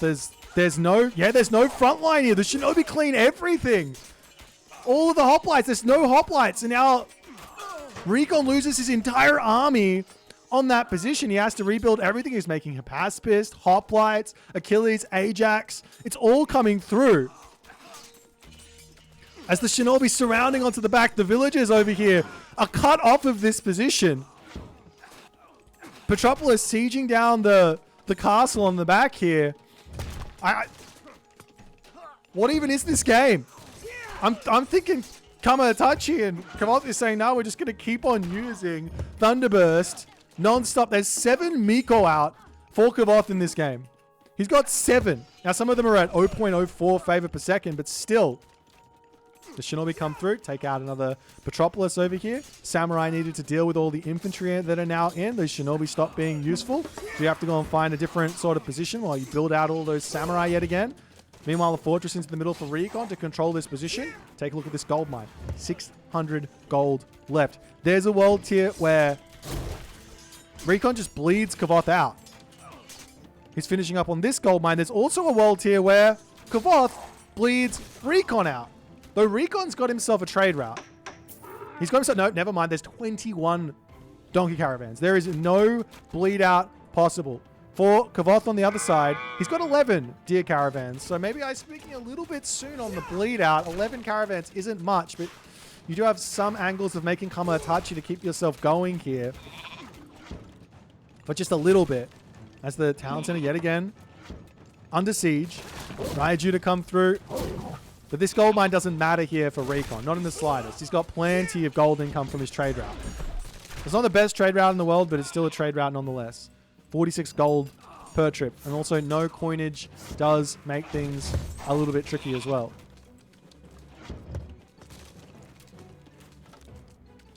Now we see a whole bunch of champion Yumi horse archers coming through as the forward fortress to come in onto this spot as well. Great little move here from Recon as the solar shield yet again to come in, and that's going to be a little bit of an answer for this, but the hoplites are coming through. A forward fortress here with sentinels is going to be brutal for Kvoth to deal with. Though, does Recon even want to be doing this? He's just going to put another fortress up. Why not? He's got all the gold income, and Kvoth needs a gold mine. Kind of. He also needs a town center as well. Like, trade issues and everything else are going to be super real here. As the villagers coming over, going to be shanking down the fortress. Onto the front here. It's still a long way away from that Bushido tier 5. And at this point, how can Kvoth push through this much fortress? Zom does come up onto this top side. There's no gold income now. The gold mine has expired. There is going to be some selling that can come through for a little bit. Nope, not really. The trade route is in, but he's going to lose this town center, which limits his trade route to the home town center. And then the Petropolis can also kill that off as well. Kvoth can go to this town center in the center, but that's getting sieged. Recon is all over Kvoth at this stage of the game. There's nothing really that Kvoth can do. A transport ship raiding this market here and cutting off the gold, the trade route of Kvoth, of Recon is the only thing that Kvoth can really do at this point.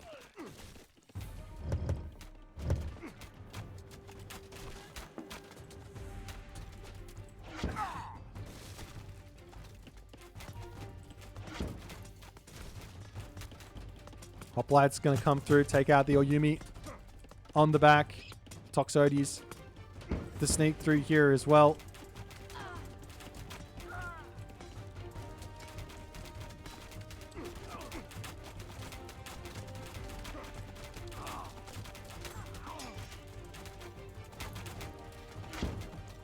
Now Kvoth loses his back town center. He's at 150 population. He's losing villagers left, right, and center. Recon's got a trade route. He's sieging this town center. The trade route moves over to this town center here. Villager rates plummeting. Recon's clutches on this game. Having had it, lost it, had it, lost it, had it. It seems like now he's found himself in the driver's seat, and there is very, very little that Kvoth can do now. Not only that, the Goshin Boku tree is under the control of Recon.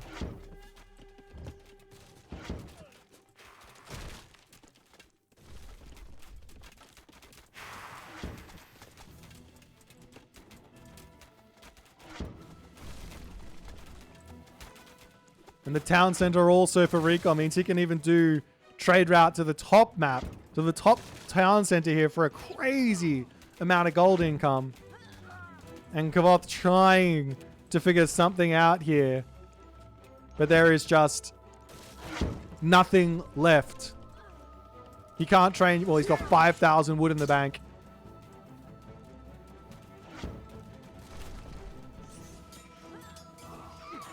But there's nothing else he can do.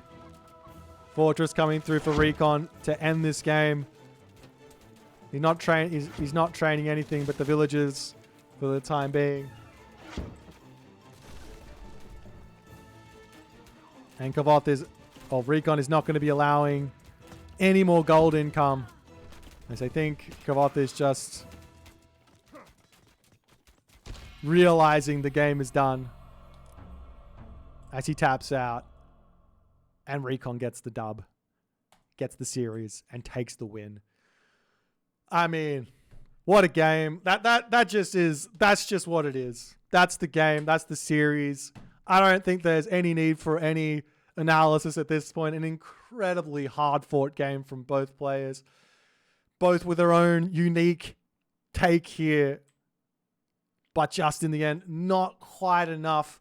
A battle of inches on this gold mine, a battle of starting the trade route that little bit too late, a battle of not securing this position, and Recon sees that weakness and he just pounces.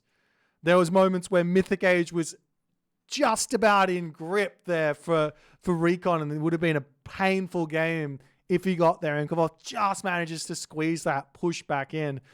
So many little things could have gone so different in this game. They just did not happen. It just did not happen that way. But nonetheless, congratulations to Recon. He's going to go on to the losers bracket semifinals for, I have to imagine, another very, very hard-fought game. But guys, that's not where it ends. We've got another game coming here momentarily. We're going to get set up. It's Soup versus B, another highlight game for this action-packed Saturday of Champions League Season 4 action. Don't go nowhere. We're going to be moving off into it very, very shortly. See you in a second.